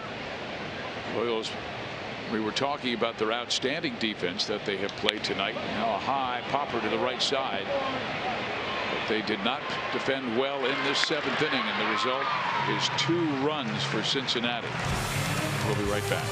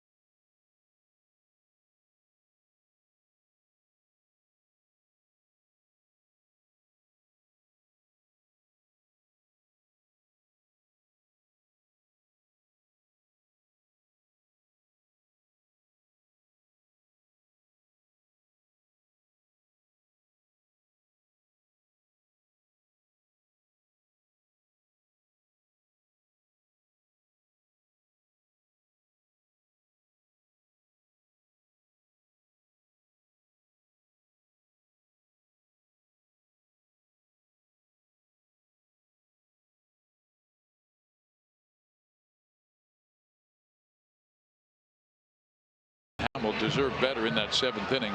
But the Royals suffered 2 errors, and Tyler Mahle has pitched outstanding, one of his best performances this year, and is only at 83 pitches. He will face the middle of the order in Salvador Perez to lead things off, then Jorge Soler, then Alex Gordon. Yeah, Mahle's doing his thing, mixing them up. I told you, the mainly fastballs though, 61% as of last inning tonight. But he is spotting them well. It's right on that Fox line of that strike zone box. Mainly fastball, slider. Hasn't used one curve yet. Another slider, 83. That's right, what he does.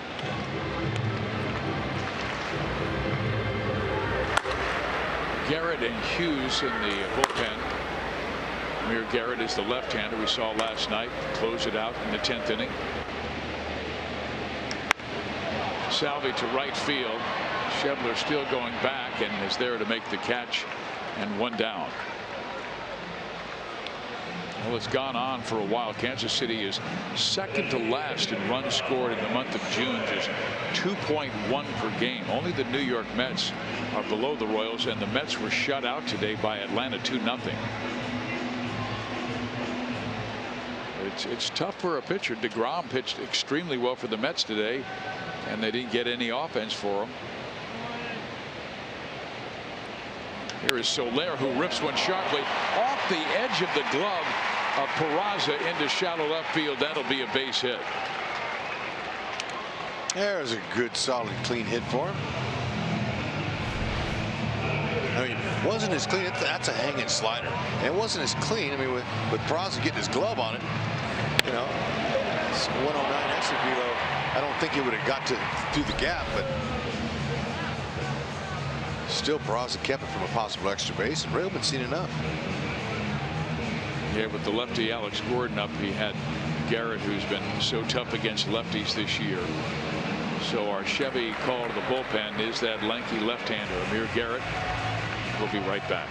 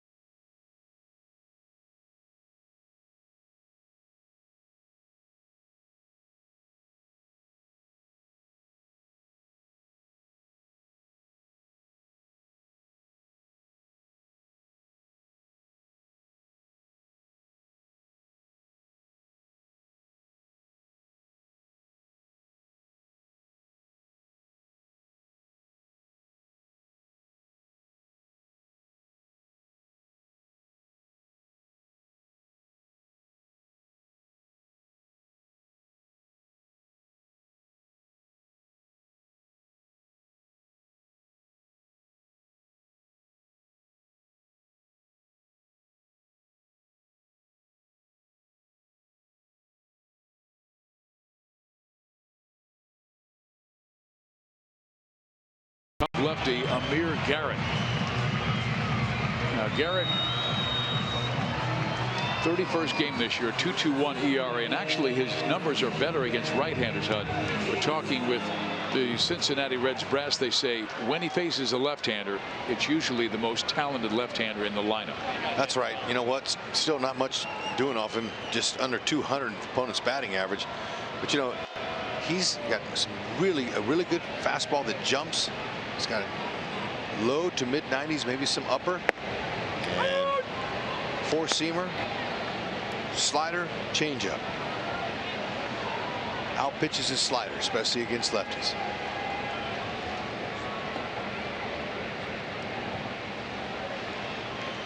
Gordon shows bunt. Pulls it back in time as it missed outside for a 1-1 count. Okay, here's Garrett splits. Tells me he's been tough with it. He's got a pretty good changeup too. He's going to use slider down, back leg against righties. He's allowed 5 of his 9 runs by way of a home run. One of them was by a lefty, Freddie Freeman. Yep, 6'5", 220. Alex to left field, but not deep enough. Winker there for the catch. And 2 outs. That wind really pushing that ball towards the line there. That's good though. You know, if Alex is going to left field. So they'll do the left-right matchup, and they'll bring on the right-hander to face Hunter Dozier. Even though right-handers are only batting 164 against Amir Garrett this year, 164 batting average, they want to go with the right-hander. And this guy's in a hurry to get here. Wow. So Chevy called to the bullpen. Get that, Chevy.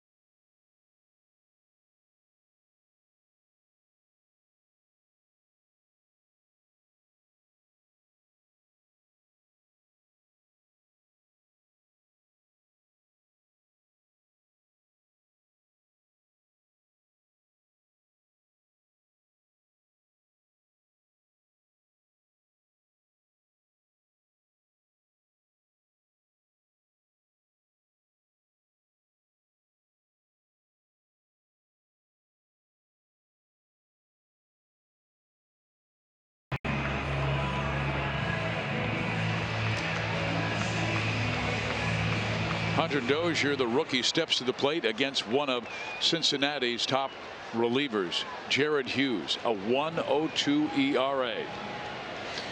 Yep, he's tough. 93 to 97. 4-2 seams fastball, and he's got a little angle to his release. Right-handers hitting 208. They've hit 1 home run, but he is not allowed to run in any of his last 14 appearances. That covers 18 1/3 consecutive scoreless frames. He's still, you can see he's breathing hard because he sprinted from the gate out there in the bullpen all the way to the infield grass, slowed down, caught his breath. And you know, there was a pitcher in my day, his name was Craig Lefferts, and he used to do the same thing, and he would haul in, I mean, like full 100% blast in. And I asked him, why do you do that? He said, it gets my heart pumping, and then I'm able to relax just after this. Now watch this. Look at, he's coming. Here he comes. Watch him. He's high stepping. He's got good form with the arms too. I like that. He's pushing forward, and he's starting to deep breathe now. Hit sharply to the right side, but fielded by Scooter Gennett. Dozier's out. So are the Royals. We head to the 8th, 2-0 Cincinnati.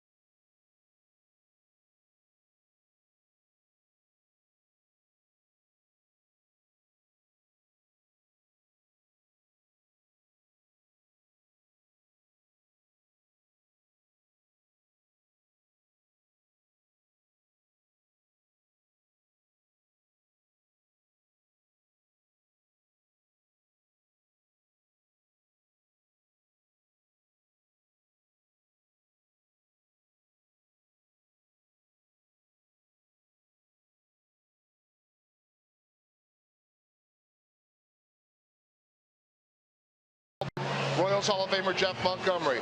All right, sum it up in 7 words. Good defense, bad defense, lack of runs. See, we prepared. Technically, defense was 1 word, but you get the point. How about a little more on Jason Hamill? Yeah, Hamill looked great. Really pitched to the defense. Did a nice job for him early. Unfortunately, that 7th inning, the defensive letdown is a difference in this ball game. All right, so the Royals still in search of offense. Jason Hamill certainly doing his part. We'll have it all for you coming up on Boulevard Royals Live. Guys? You were absolutely right, Joel, because Hamill deserves to win. Remember, he has not won at Kauffman Stadium since last August. Only 1 earned run allowed.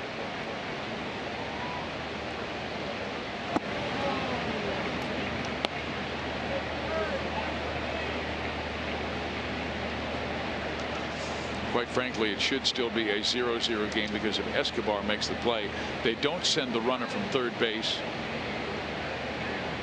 That would have been the 2nd out. Here's the pitch. And a breaking ball misses away. Suarez did wind up with a base hit to follow. Jason may have pitched him differently. Sally singled but was thrown out at second base by Alex Gordon. Oh, what a beautiful play. And you know what? Torres needs to get some credit for that too.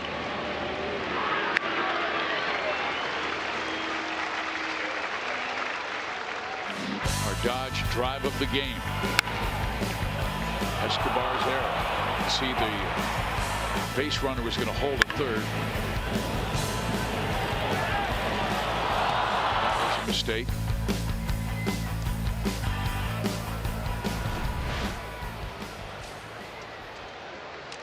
But you know what? Hamill, he can't control that. All he can do is control his command. And that's one of the big things that manager Ned Yost talked about before the game with the media. He talked about command is the biggest word for Hamill and most pitchers. You got to have that. Now, what's an important component to have command? You got to be mechanical. You got to have your mechanics. And at 6'6", 225, Jason Hamill, it's not easy to always repeat your mechanics, but he's a veteran. He's been around, and he's been able to find his release point and duplicate it. Those were all words spoken by manager Ned Yost, and it makes sense. At this level, if you don't command it, you won't be in it long. He's done a nice job. And the breakdown for him, 49% fastballs, 35% sliders, 12% curveballs, 5% changeups.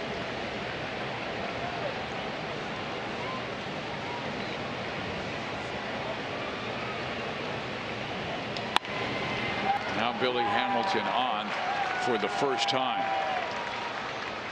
And really, he should have had a second hit if Alex Gordon wasn't so good out there in left field. He picked that ball off the Trevor turf. Robbed him. Trevor Vance and his ground crew deserves a lot of credit this year, Fizz. They redid the whole field. You know, it's not every year they get a new field here. And man, early in the season, the grass was growing in. They couldn't cut it as often, so it played a little bit slow because with the ball on it. But now it's trimmed up. It's grown in. It's prime condition. Talking with Merrifield, who plays both infield and outfield, about the conditions here, he raves about it.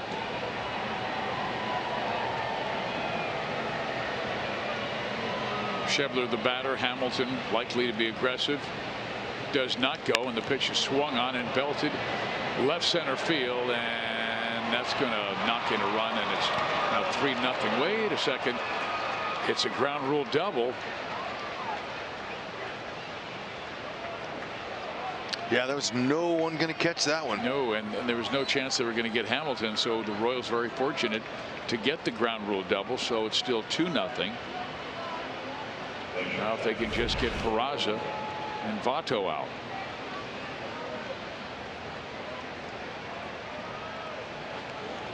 Watch Hamilton down here. We'll see him. He'll be coming around and flying. That ball stays in. That's another run. Look at him go.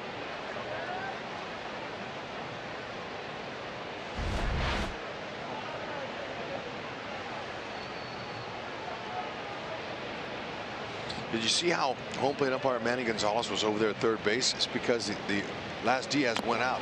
The umpires rotate. Manny was covering third base there.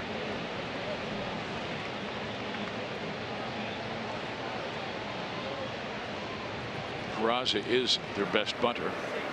Hill warming in the Royals bullpen. He might be next with the lefty Votto on deck.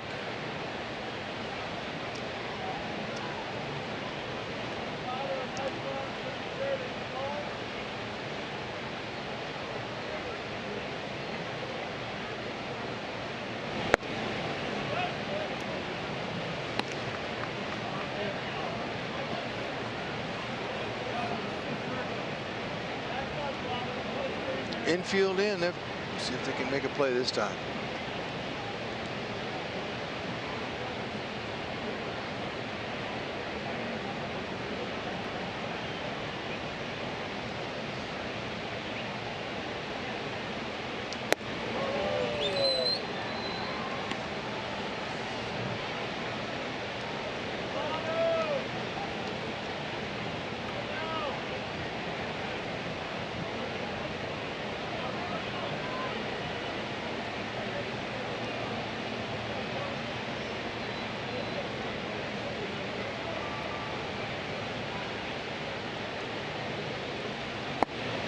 Three and one.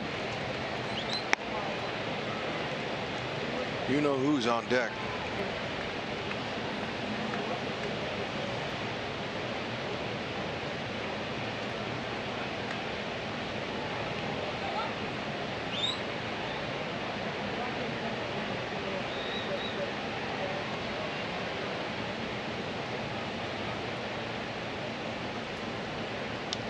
Peraza dumps one into center field. In comes Hamilton. Schebler is held at third base. It's 3-0. Yes, you know, good job by third base coach Billy Hatcher. I mean, there's no need to send him with Votto coming up. And with Whitley, good job of hitting the cutoff man. He tried to airmail it all the way in. So Hamill pitching extremely well, but the Royals still struggling with their offense.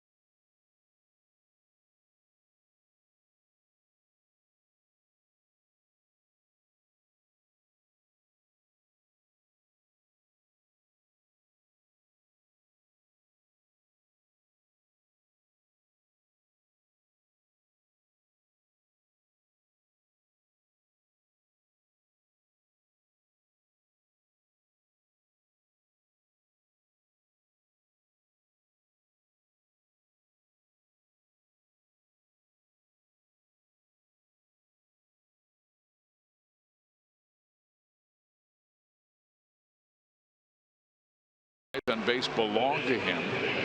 In the top of the 8th inning, Tim Hill coming out of the bullpen for the 27th time this year. Okay, there it is now. 69% retiring first batters, 21 strikeouts, 20 innings. It's got some good stuff. Low 90s, sinks, fastball, slider, changeup. Tim retired the lone batter he faced on Sunday in Oakland, striking out Matt Olson, the go-ahead run on third base in the 7th inning. tough hitter here, and Joey Votto, who is 0 for 3.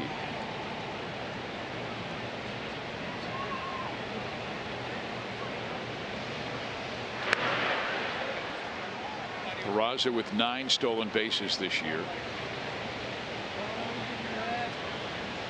Okay, Ned just wanted to bring him in. And he's got Jeanette on deck, the left-handed batter. Got a couple of lefties. Good average, 217, nice and low. Strike one. Tough angle for a left-handed hitter to be able to keep that front shoulder in. Tester. There's Votto. Big difference. It's one of the reasons why Ned made the move.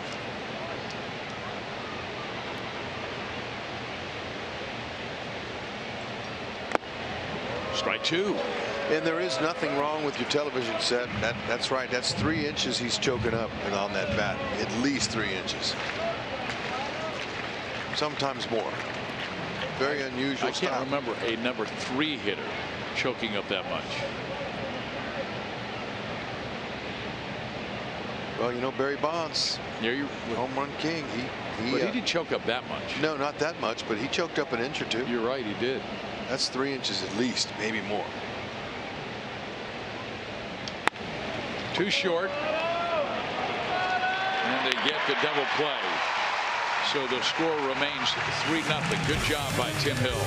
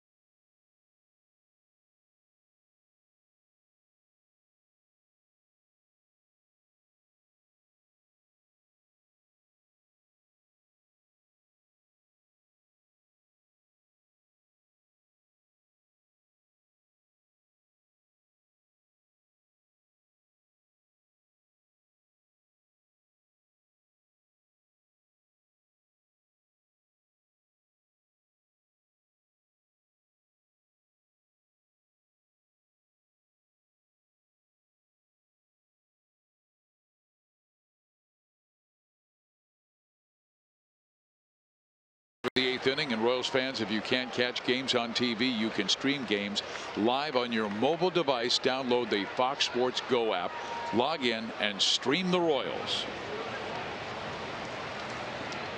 Bottom 8, bottom of the order: Escobar, Orlando, Torres. Hughes, look at that angle, look at that sink. No wonder he's having such a good season. He's at 6'7", 245. Fizz, he's 32 years young. He's got that sinker, slider, changeup. Nasty arm angle for righties, especially. Look at that. There's it. You asked me about which pitches they foul off and why they do it. There it is. A sinker in on a righty. They're going to hit the top of the ball more times than not. And was that pitch a strike? I told you, if you foul a ball off your foot, it's usually a bad pitch. Ouch. Yeah. Boy, it was just boring down and in on Escobar. Those are tough. Well, they call him the Bull. He's out of Stamford, Connecticut. Pitched with Pittsburgh, Milwaukee, and now Cincinnati. Making the rounds in the National League Central. Royals still have Goins, Butera, Almonte available on their bench.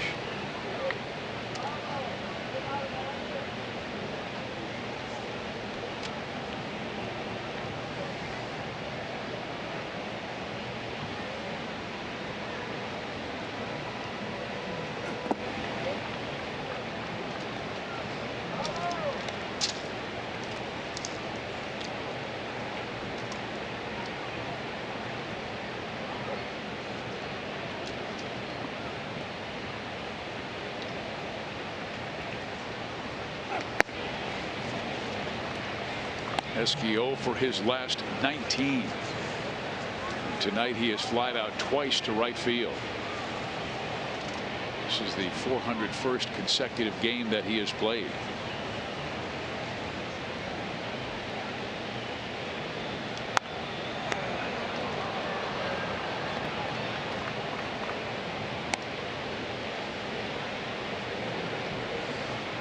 Reminder, we'll see the Houston Astros, the defending world champions, Friday, Saturday, and Sunday. And Friday's game is that Buck Night. $1 hot dogs and pops and peanuts. Fouled off. And Houston has not told us who they're going to pitch. The Royals will go with Jacob Junis on Friday. Then Saturday it will be Danny Duffy in an afternoon affair, and Brad Keller going on Sunday afternoon. That starting rotation of TBA, it's going to be pretty good. I think it will be. Third baseman Suarez throws and fires, and that's a nice. Well, Duvall, I thought, was going to pick it, but then it glanced off of his glove and rolled into foul territory. Away, get him a hit. He earned it, especially after fouling that ball off his foot. That's right. Go hard. Almost found it. You know, that was nicely done though by Suarez. He just pulled the throw a tad right off the out the side of the glove. Duvall.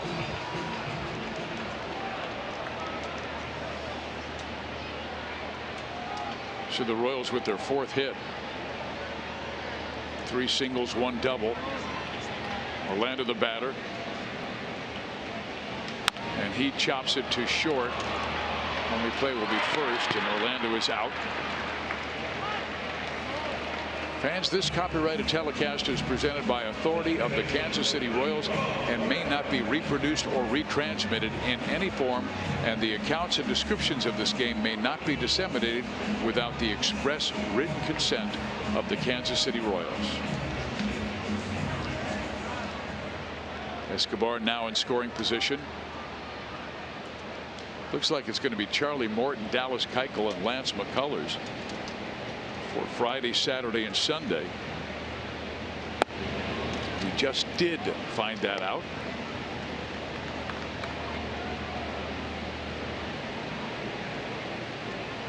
Houston is just a half game back of the red-hot Seattle Mariners in that American League West.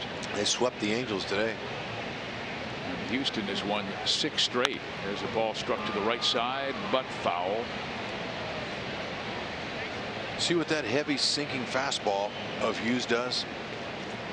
It's, you want to be aggressive as a hitter, and you want to hit it in the worst way. You just got to stay down through it and try to find a hole. He's going to get you to top it.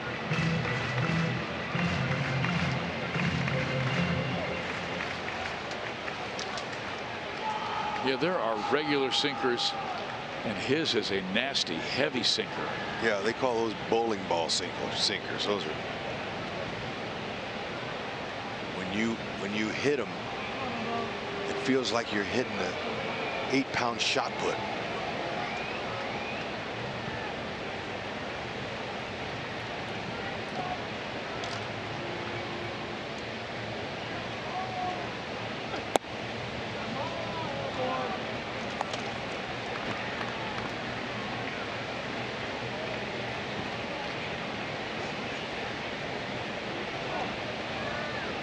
Royals need to get one more man on to bring that tying run to the plate.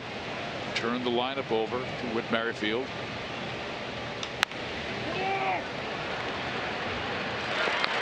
Two outs.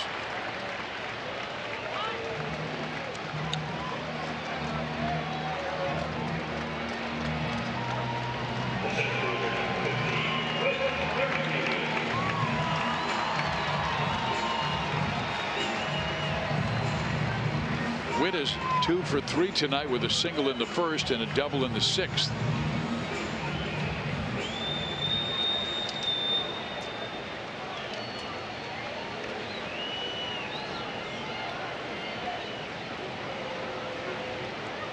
Royals have a home and away with Cincinnati this year. Just 2 games here and then 2 games in Cincinnati the last week of the season. Wow. How about that? We shall go to Cincinnati on September 25 and 26 and then come home for a 4-game series against the Cleveland Indians, who are currently leading the American League Central by 5 games over Minnesota.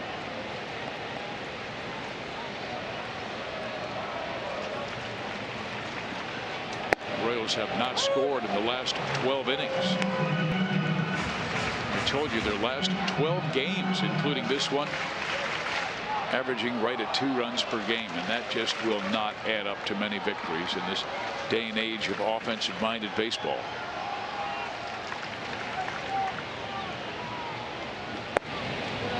Two and 1.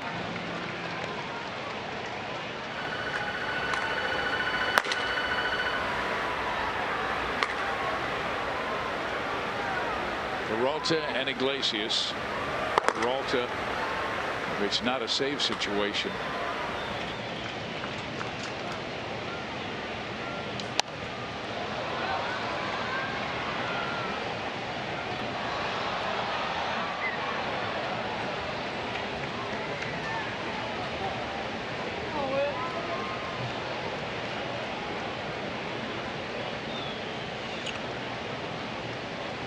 Witt likes to talk to himself sometimes. A lot of players do. You know what? That's good. He's visualizing. Wants to stay through the ball inside. Use right field. Royals just 3 hits with runners in scoring position their last 7 games. Yeah, that's been the issue. 30 at bats. Yeah, that's why they're not winning any games.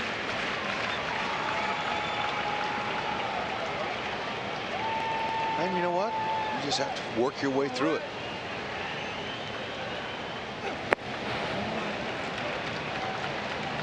Casale, nice stop. The Royals will have tomorrow off, although we do have our Diamond of Dreams tomorrow night here at the ballpark. It is always a beautiful affair. And then welcome in the Houston Astros. We told you on Friday, Saturday, and Sunday. Friday night, 2 day games. Fouled off. World champs are coming. Yep.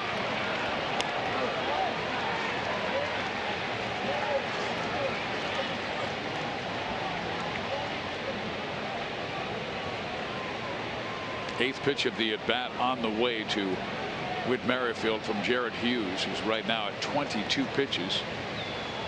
He came on to close out the 7th. Ball 4. Good plate appearance for Whit Merrifield. All right. See if Moose can tie it up. Royals put themselves in a situation. The tying run is coming to the plate, and out comes Jim Riggleman.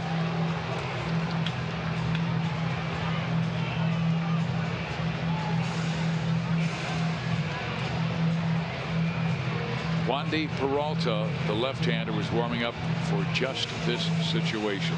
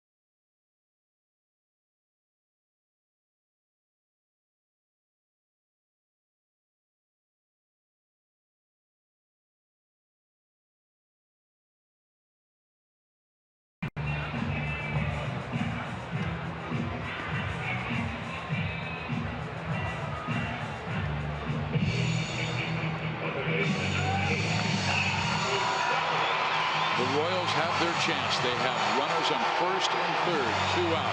Tying run at the plate. And their power hitter, Mike Moustakas, leads the team in RBIs with 42. That's why Jim Riggleman brought on Wandy Peralta as left-handers, only batting .240 against the Cincinnati southpaw. Yep. You know what? He's given up some runs, though. He's got a high velocity fastball. Moose just put a nice easy swing on it. Maybe the ball will carry. The wind has died down. Good point. And that ball stroked to center field. It stays up for Hamilton. And the Royals turn back, and Moose with yet another lineout. Rats.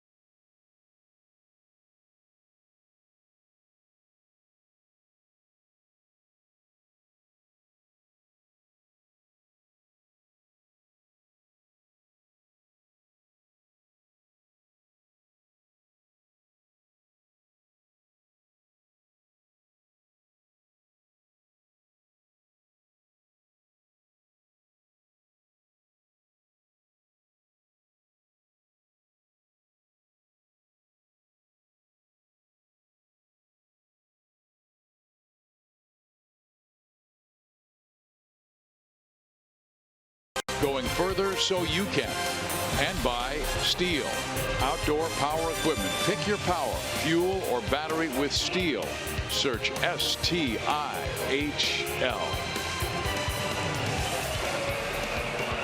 Tim Hill stays in the game.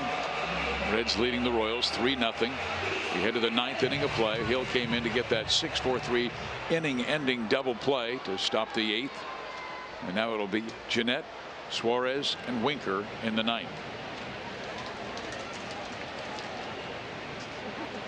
Royals will have middle of the order coming up in their half of the 9th. Perez, Soler, and Gordon.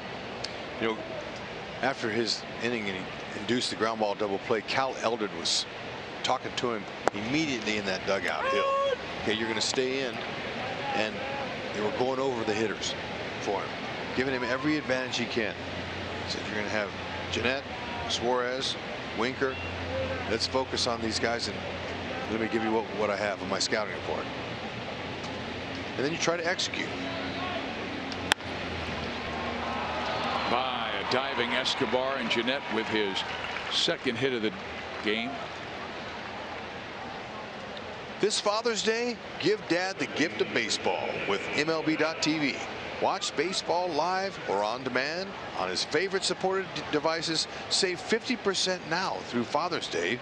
Blackout and other restrictions apply. Visit MLB.tv for details.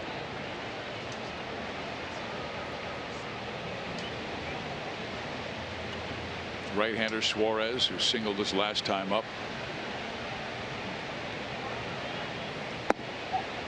Ball 1.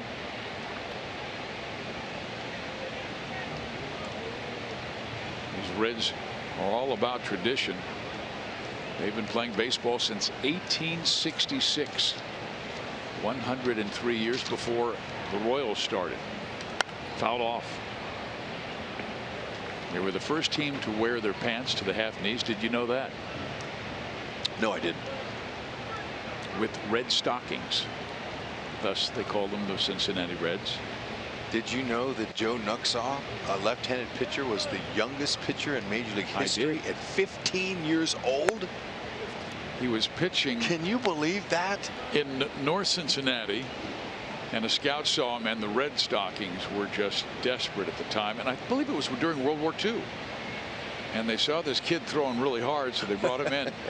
And, you know, he pitched a little bit that year and then didn't make it back for a while, but he was a good pitcher. How about it? Oh, what a guy. And a good broadcaster. Yeah, he and Marty were just fantastic together. Cincinnati was also, Rex, the first team to pay players.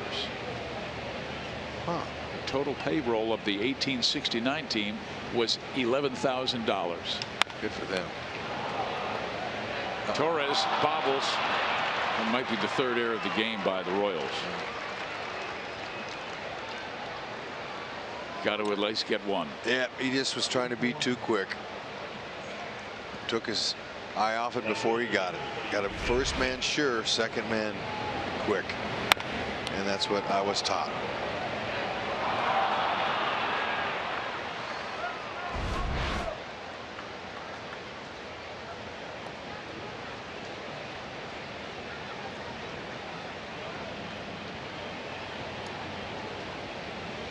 Now Jesse Winker.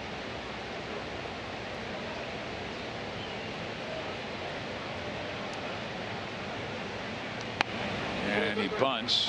Hill goes to third. Safe. It's okay. You just got to be able to get it out. I don't know if I heard somebody tell him third, or somebody's got to help him out a little bit. Make sure this. Let me see if Salvi might have told him 3-3-3, because you know obviously he's going to listen. But you've got to get it out in that situation.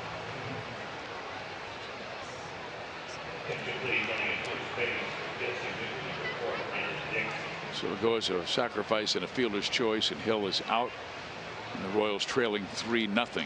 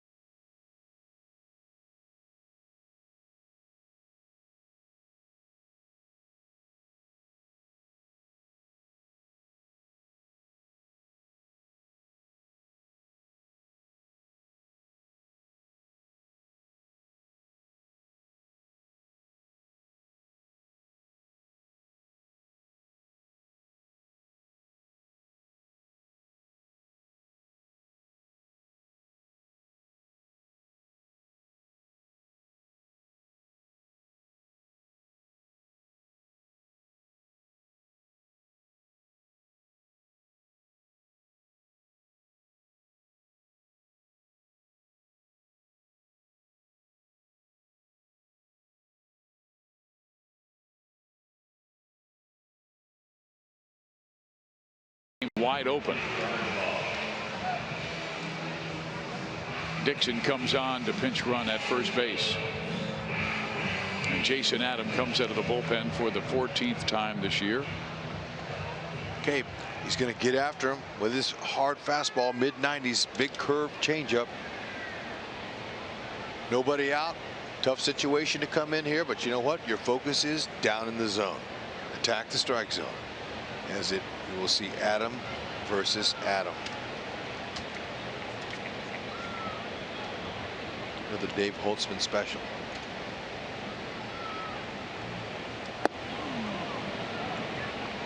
We should do a show about it. The Addams family.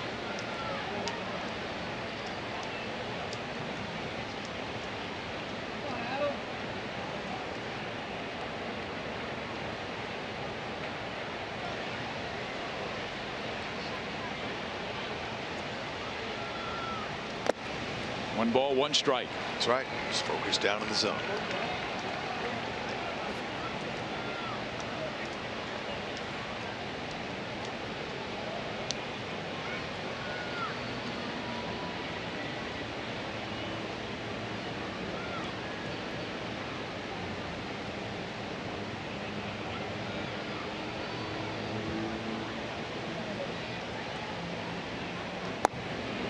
Didn't get Duvall to chase.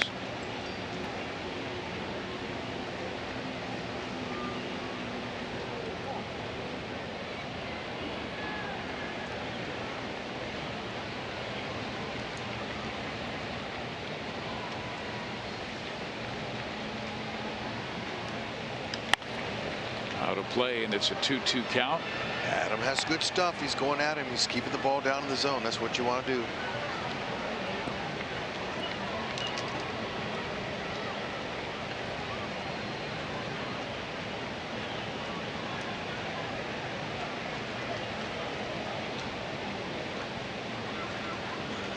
Adam going at him. See who wins. That's not good. That's a long grand slam by Adam Duvall. I guess Adam Duvall wins.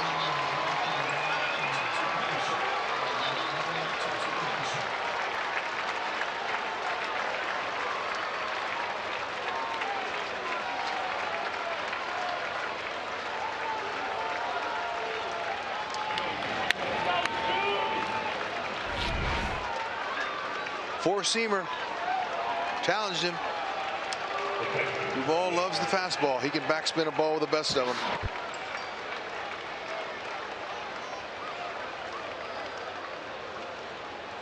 Boy, that's way out of here. 11th.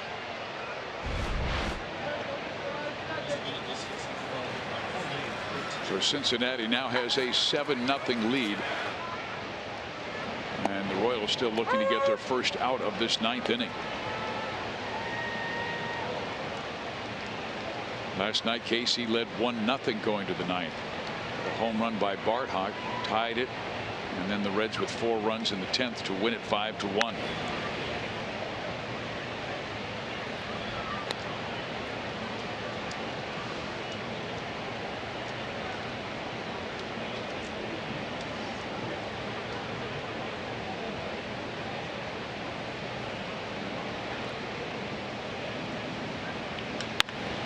Sally with the drive to center. With Merrifield, he'll run it down.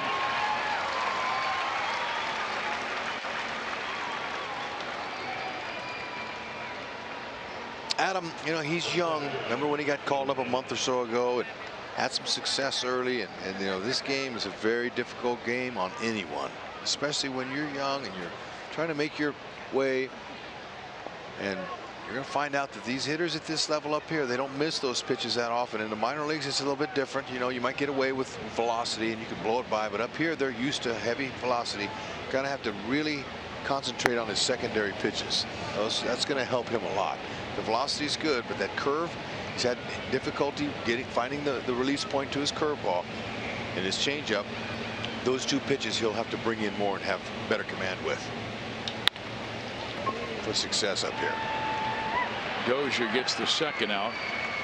And when you think about it, this is an opportunity for several Royals who don't have a lot of experience. When you consider Jason Adam missed 2 full years, 15 and 16, because of the elbow injuries, and Bert Smith missed 2.5 years. So even though they might be older in years, they don't have a lot of experience. That's right. And he's getting it now. He's understanding. He went 3 or 4 outings without giving up a home run, and somebody got him, and I remember seeing him the next day and told him welcome to the big leagues.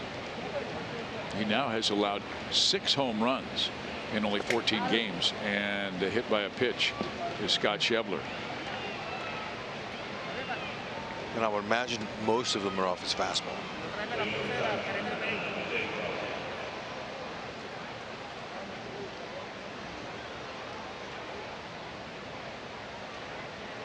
Royals came into this game 2-4 in interleague play. averaging just 2.5 runs per game in interleague play, but they've only scored 1 in 2 games against Cincinnati.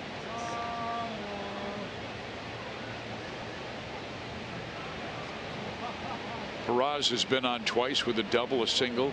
He was part of their production in the 7th and 8th.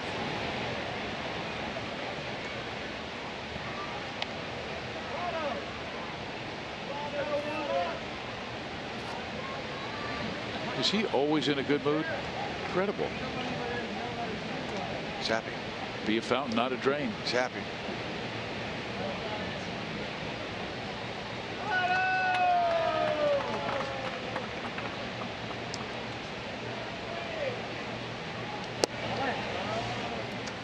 There's an old line about baseball. You got to be a grown man to play the game, but you have to have a lot of little boy in you too. Yeah, you know, I would say he's not happy. I mean, no. You know, obviously, but I'm just saying. No, I'm saying I use the word. Right. He's joyful. He has a joyful heart. He loves the game. This is a tester for him here. But he's there to make the play. A grand slam by Adam Duvall gives the Reds a 7-0 lead. Perez, Soler, Gordon coming up.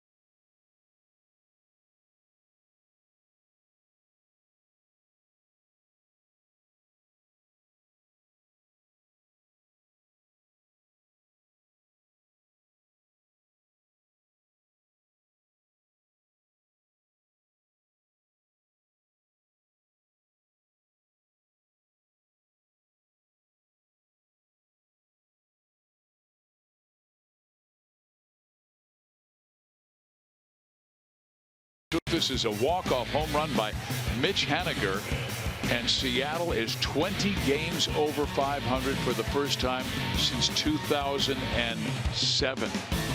My goodness. Yes. They have not been to postseason since 2001. That glorious year, they set the record for most wins, but they would not make it to the World Series. Yep, they're doing it all without their star second baseman, Robinson Cano. Well, there's the guy who hit the grand slam home run, and Cincinnati now with a 7-0 lead over the Royals. And Raisel Iglesias, who is their closer, comes out of the bullpen, has made 5 appearances since he came off the 10-day disabled list on May 30th. He's given up 2 runs and 5 1/3 in that span. Power fastball and a pretty nasty slider. At one time he was a starter. The last time the Royals faced the Reds in 2015, he was a starting pitcher. Salvi hits one in the air to the right side. Schebler is there. He'll make the catch. 1 out.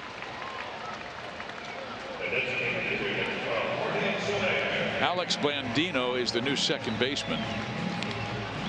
Brandon Dixon is in at first base.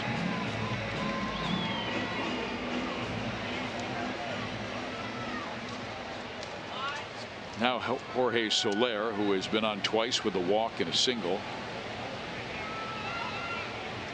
2 guys from Cuba facing each other. First pitch by Iglesias, low, ball 1. Yeah, that's a tough arm angle to be able to face from Soler. Iglesias. heavy sink to that fastball. And I would imagine they played together in Cuba because Iglesias just 2 years older than the 26-year-old Soler. You would think. That ball stroked well down the left field line. Into the corner it goes for Jorge. He jogs to second base and still limping a little bit, Hud, with that wounded left toe. You kidding? I thought the Royals were going to lose him for a lot longer. I thought that could be a DL stint. The way he screamed when that ball, he fouled that off his toe. Watch this though. Now he wants it. He sees it. It's too bad. He's going to have to deal with that all year. Imagine trying to play without a big toe. The pain in that thing. Good for him. I hope he can hit some homers. Now Gordon. Time called.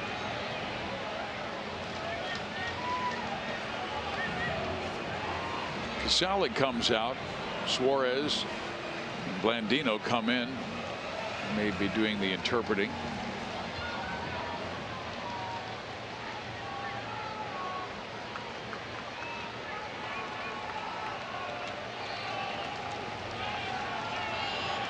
One on, one out. Cincinnati by 7.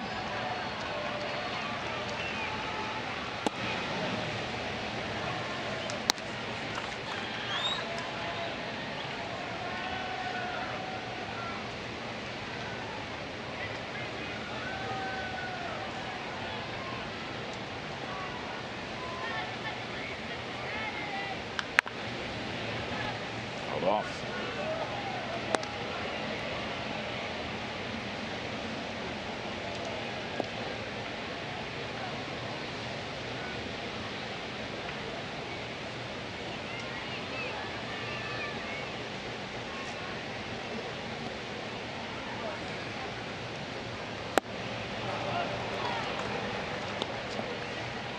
Well, one good note for the Royals. Jorge Bonifacio began his assignment, his 15-game assignment down in the minor leagues as he prepares to come back to the big leagues after his suspension.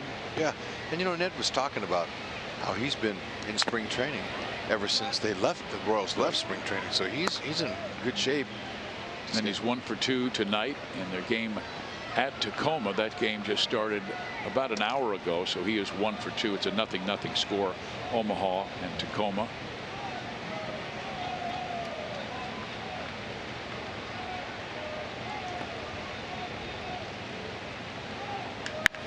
Alex to center field deep. Billy Hamilton, will he get there? Yes, he does. With that great speed, and then slams into the wall. Soler back to second base.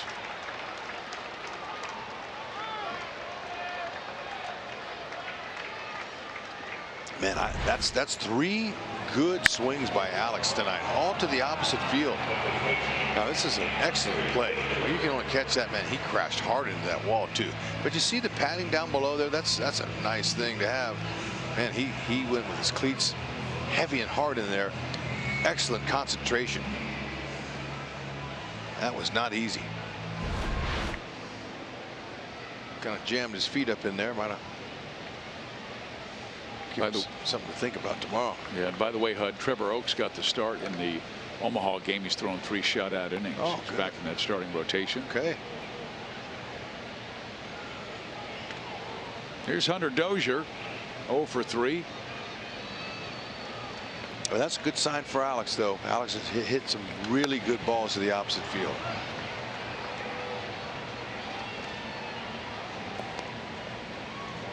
They need his production.